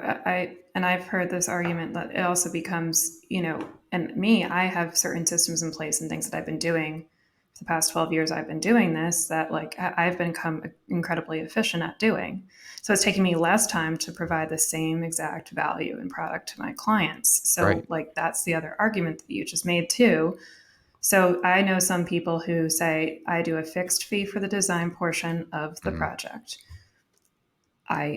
People might do it by the room or they do it by the scope or whatever it is. Sure. And then they get to construction and then they bill either a percentage of the cost of the job or by the hour to essentially help oversee it and make sure the design is executed properly. Like there's Yeah. different hybrid models. And I think that's, if I can get to a place where I can do that and I have enough Mm-hmm. data to support the fact that I can say I can do the design of Right. a living room or whatever it is, or your project for X fee, Mm-hmm. makes a lot of sense to me. And I think, like you said, it's just easier. At that point, you can scale easier because you know exactly what's in your And it's pipeline. and it's funny too, because what I would classify as fair, like who's being treated fairly, it flops. So in the beginning, when you're new, it's almost unfair to the client where they're paying for every hour and you're still new. You're like the efficiency level is super low, like something that's going to like might take you 8 hours to do, and then all of a sudden you get to a point where now you're super efficient. Now it's not fair to you because because you're flying through it. You got paid 10 grand by client number 1. And by the time you get to client number 50, you're doing the same exact scope, but it only costs the client $2,000. Where it's like, well, you True. made 10 grand back here, and it was because they were paying for you to figure it out and work through that process. And it's not as clean or clear cut as that, but I for me and as a builder, like this is a big reason why we've decided to step in the world of spec building and building on spec, is that we want to shift the mindset around building a home and build and approach this as a product. Like you're buying a Right. product, and ultimately, like we'll never get away from custom building. The whole spec side of it is really to drive the custom building in a very niche market, Right. where it's like, this is what we build, this is what we are known for. If you want to build with us, that's fine. But I would still love to be able to then have the autonomy to go back and say, all right, yep, this is what we're building. This is the cost. Right. And should it not change, like this is how much it's going to cost you. Now 100%, like what we do, everything changes, things change, site conditions change, clients decisions change. And the goal, at least for us, and as we go through this first exercise, is like we want to limit that. And the only way to limit that is to really be thoughtful all the way through the process and complete something. Right. Like totally complete it to the point And where there's no client involved. Like you're essentially creating a product for somebody to purchase, right? This first time around. And then the next correct. time around, if it's a different site and it's a different program and there's different rooms and whatever, Sure. but you're taking that set modularity of like, okay, this is the style or whatever it is, and we're reframing that.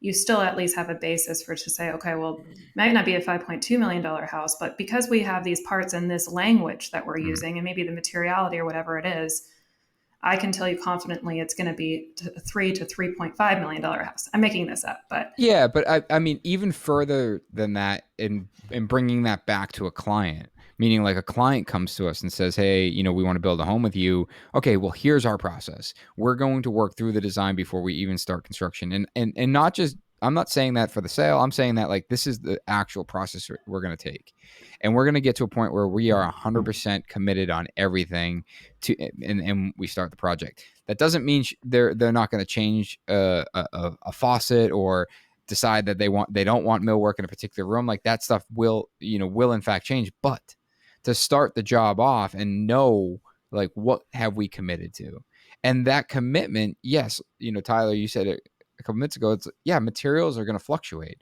but what can we do as the builder in that position to be solid on pricing? Are we making soft commitments with our vendors or suppliers? are we saying, hey, if this contract is signed, within the next 2 weeks, we will issue a PO to all of our vendors saying, hey, we're purchasing this material, lock in the pricing. And there's ways to do that.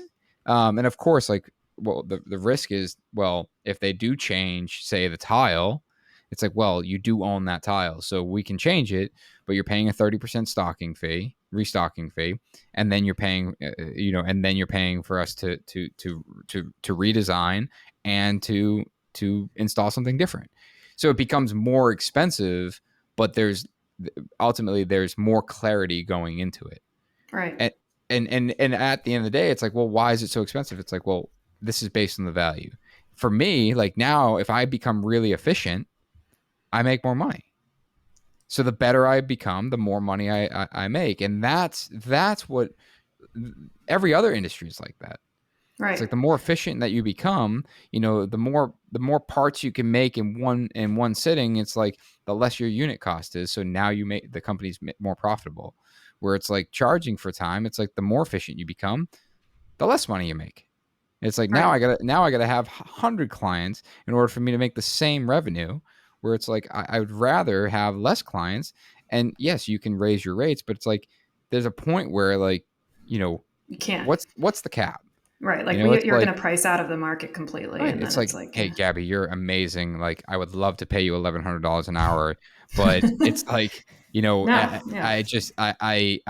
it's not even that someone doesn't value you and what you do. It's that as the client, it's like, I don't value the interior design portion enough to pay that.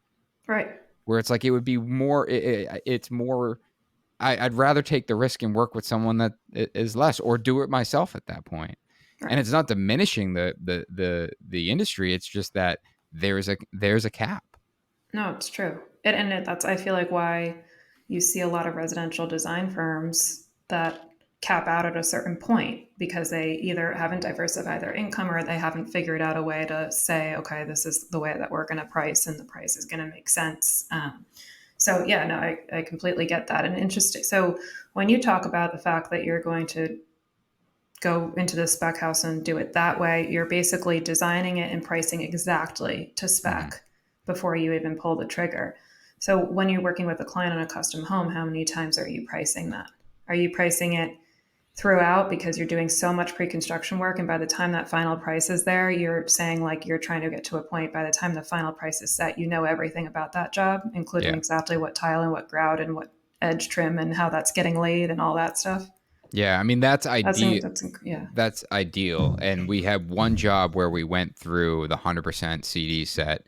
Unfortunately, they ended up not building the home, but working with the same architect on another job. And that's the goal, is that at schematic design, we'll do schematic pricing. Design development will refine that. But it's the same thing. And as we get more detailed drawings is when we start getting more detailed pricing. So schematic is, we're typically looking at historic data, where it's like, all right, the foundation is 210 linear feet of 8-foot wall. What do we pay for 8-foot wall on this job? It's like, and then in construction documents, like, it's like, oh, that 8-foot wall actually has number 5 rebar on both sides because of site conditions. Let's price that with our trade, because at this point we know that the project is likely moving forward, and we're retained for pre-construction, so they're paying us for this process. Right. So for us, and we also don't want pricing fatigue with our trades.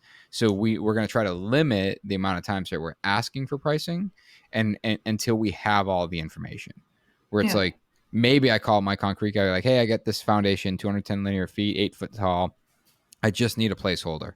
Well, I need to look at the job. It's like, totally get it. When I have the information, I will get it to you. Right now, I'm holding like $150 a linear foot. Is that, what do you think? Right. yeah. It's like, oh yeah, that's probably high, low. Like, oh, that sounds right. Great. I'll hold that. And then when I get the structurals, I'll send them to you for pricing. Yeah. No, that makes sense. I feel like the most successful jobs I've been on is when we start off with a schematic set, get that priced, look at it again at DD and say, okay, how are we feeling, with the number, and then do another full price at CDs. Right. I feel like that's just really, everybody feels like by the time they get to that final number, everybody kind of knew about it the whole time, even if it's been shifting, right? Yeah, I mean, for us, when we're in pre-construction, our goal is like we're the one that manages constraint, price, budget. Price and time. So as that design is unfolding, we're looking at it. It's like schematic. Yeah, your target was 4 million. We're at 4 million, like we're at 4.2. It's like, all right, let's keep the train moving. It's like then we get to design development. It's like, whoa, like you got gold Calcutta everywhere, or Calcutta gold everywhere. It's like Right. we were assuming Vermont, Danby, like Danby. Yeah, which exactly. is, Yeah. I mean, in my opinion, more beautiful. But but then it's like you start seeing where it sways, and and those are the moments where we, as the builder, it's like, all right, yeah, hey, the update that you have now is 4.7. So the reason that we jumped to $500,000 is because of these are the assumptions that we made, and these are where you've designed. How do we move forward from here? Right. Our recommendation is, let's do this, and we'll get back to the target. Or, if you're comfortable, trending in this direction, great. Right. But other like we've talked about this a lot on this podcast, but like the alternative is you get to 100% CD. An architect reaches out, hey Nick, I want you to price this job. I price the job. It's 100% CD. They stack me up. I just went through this on two, and we don't bid a lot of work, but they were jobs. They were architects we wanted to work with, and I did a bunch of work, and and one of the jobs I actually forgot to even ask the question, like, do they have a budget? And like, just stupid, like, just I was so eager to get in there, and finally I reached back up, I'm like, hey, what do they have a budget? It's like, oh, they do. It's I forget it was like 1.5 million or something like that, and I was like, I'm at 2.3, like, and I'm not even like done spelling out my scope here, so I backed out, and they're like, no, they want to consider. I'm like, no, like, our management model is not going to work for $1.5 million jobs. So like, all at that point, I'm only going to be a comparison tool. And that's just a waste of my time and the waste of the clients, because our management model is not going to stack up against the guy that's 1.5 million. It just doesn't make sense. Right. I mean, Well, throughout that whole process, you have to ensure that you're protecting your subs as well, right? Because I think a lot of contractors will be bidding jobs, and there is some buffer or protection for themselves where it's like, hey, this is cost plus, our management's cost plus, but then their subs are like, this is a hard number, and they're making their subs stick to that number as well. And I think that should be a consideration throughout all of this, where it's like, how are your subs getting paid? Are they tracking their time? Are you requiring them to stand by a number, but then you don't necessarily have to stand behind your number? It's something to consider throughout all of this, because I think a lot of times our subcontractors end up getting screwed in these type of situations where it's like there's no wiggle room in your subs price. that's fair. Now, yeah, I didn't even think of it that way, because you're setting a certain allowances too, right? So you're saying like, okay, I'm bidding this job and I'm taking a look at everything, and I don't want to bother the sub, so I'm going to say X. And Yeah. then you're not even letting them get their foot in the door in that sense to say, well, I really think it would be Y.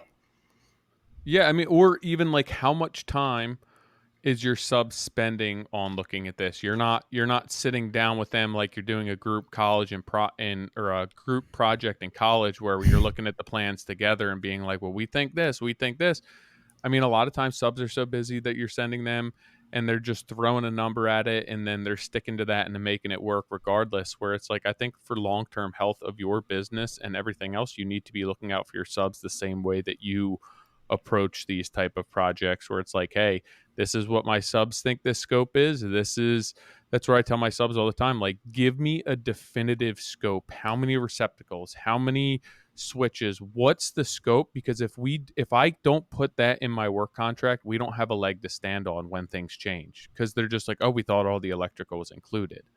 So you have to ensure throughout this, regardless Yeah. of what route you're taking with pricing, that you're protecting your designer, you're protecting your architect, you're protecting your subs, your vendors, and yourself throughout this, Yeah. which is something to consider, whether it's a design build cost plus type of model or a fixed fee. Yeah. That's when I come in and I'm like, how many recessed lights are there? Yeah. and how much is in the contract, and like how many. And Nick's like nodding. I mean, this is, I do all that kind of stuff, and that's because, and I don't even care how many rooms there are or how big the project is. I'm going in and I'm like, is this an allowance or is this a real number by the time we go into contract? And if it is just an allowance and no one's even really looked at it, which doesn't really happen much, but I'm just saying, like, generally, I feel like it's always better for everybody if we know exactly what's happening. Or are we doing a true fig outlet everywhere? Are we doing a Forbes and Lomax switch?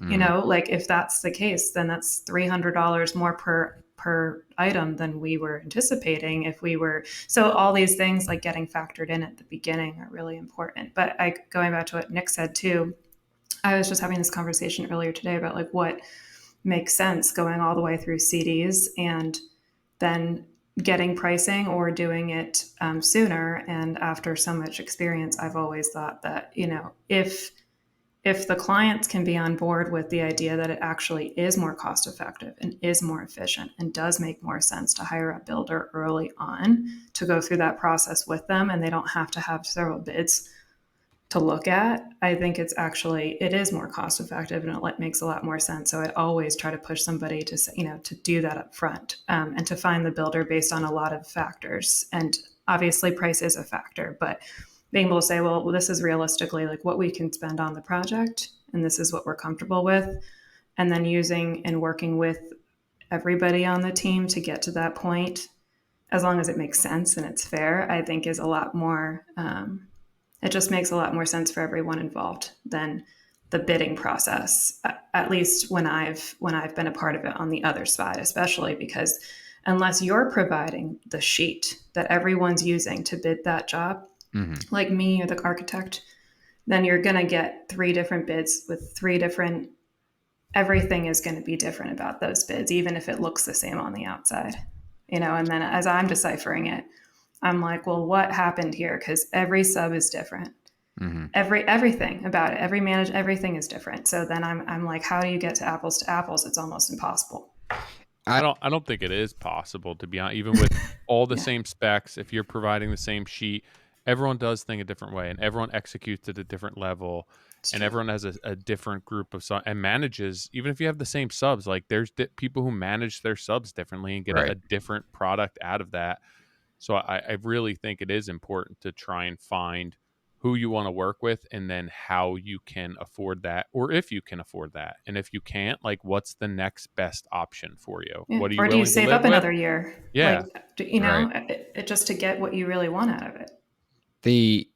I had one job years ago that we bid, and they asked us not to bid the scope. They're like, hey, we don't want your numbers on the scope. We just want to understand how you're going to manage the job. So general conditions and fee only. Okay. And I was like, oh, that's interesting. He's like, at the end of the day, like the mason's going to be the mason. It's going to cost what it costs. We were way more interested in understanding how you're going to manage this project, who you're staffing, how many project managers, how many supers. And then at the end of the day, yeah, what's your builder's fee?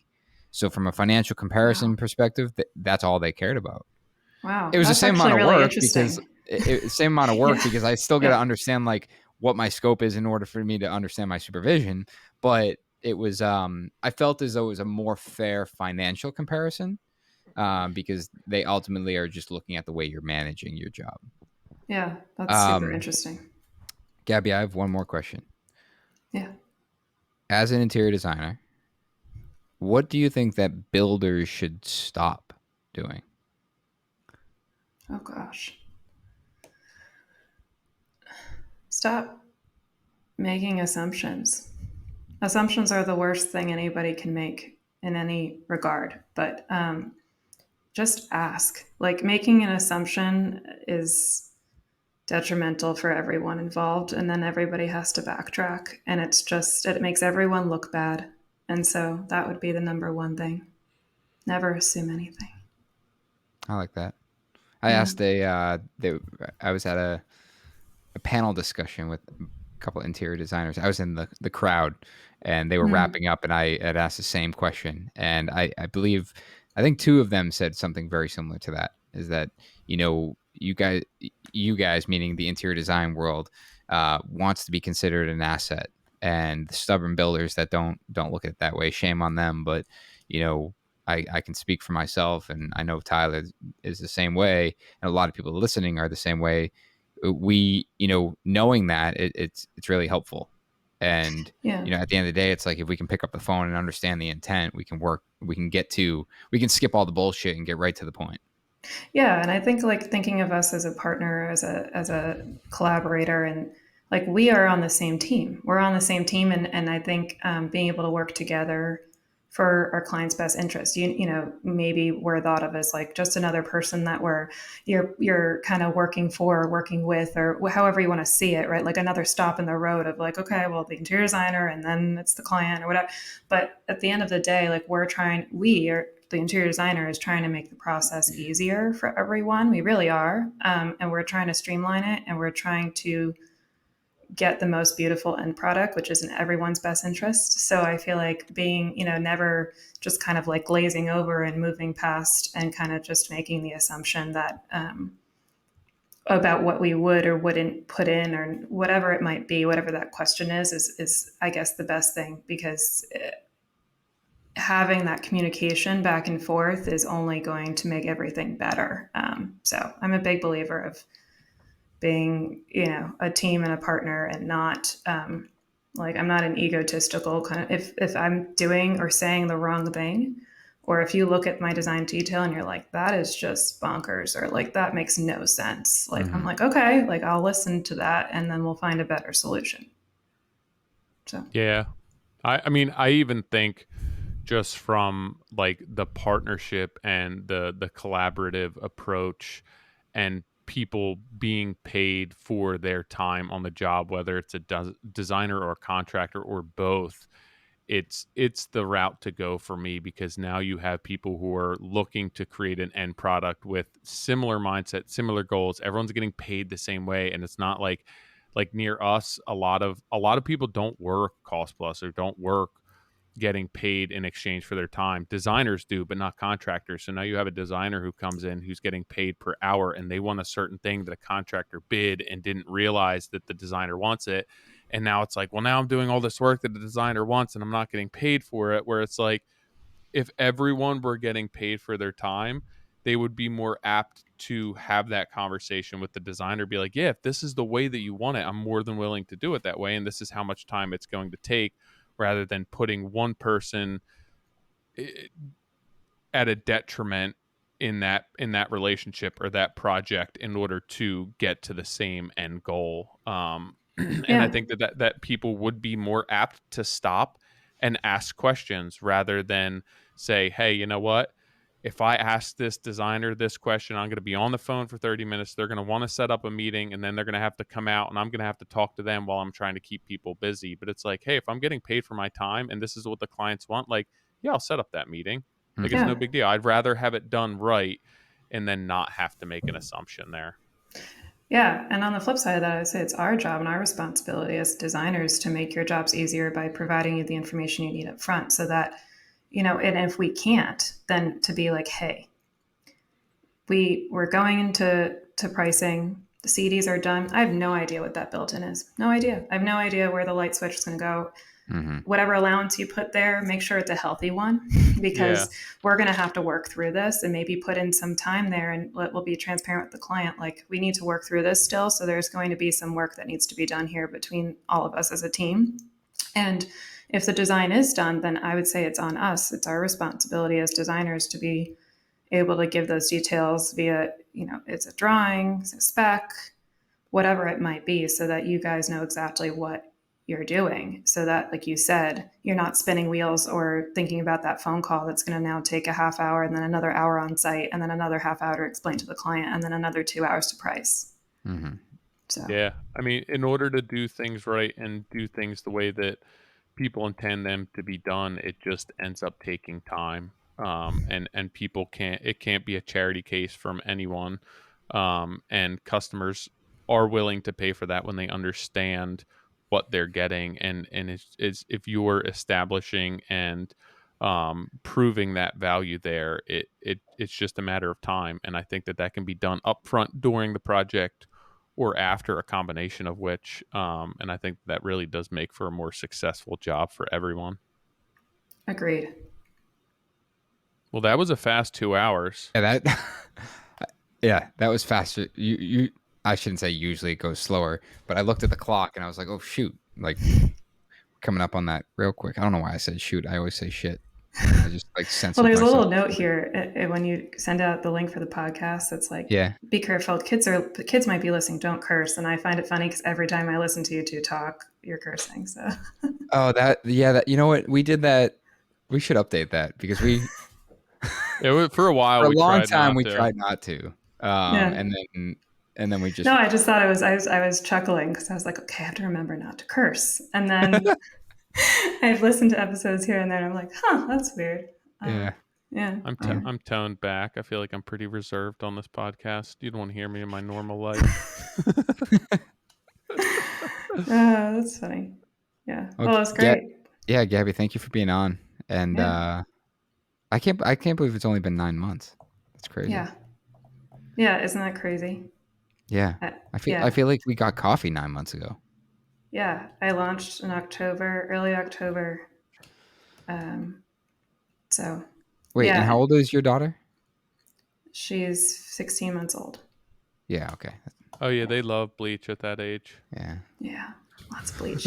Yeah, no, I took like 8 or 9 months off. She got real sick a lot, and October I launched, and then she got more sick, and so I think all of it's been kind of a blur from me in the sense of Mhm. just it goes fast it goes slow and fast when they're little, but the fact that she's also 16 months old is just it's incredible. Yeah. Goes by quick, It does. and now Well, you again, have four. thank you for being on. What's the best place for people to find you? Opaline Interiors Studio on Instagram would be a good place to start. Yeah, I think or www.opalineinteriorstudio.com. I can't say You it. you don't have to say the W's www.opalineinteriorstudio.com. anymore. But you can but if you want to work with her, you should give her a phone call. Yeah. Definitely give Her me a phone phone number is call. on the website. Click that. Don't be surprised it's a North Jersey number. Don't be surprised. Thanks, Awesome. guys. Thank Yeah, you. thank you. Appreciate your time.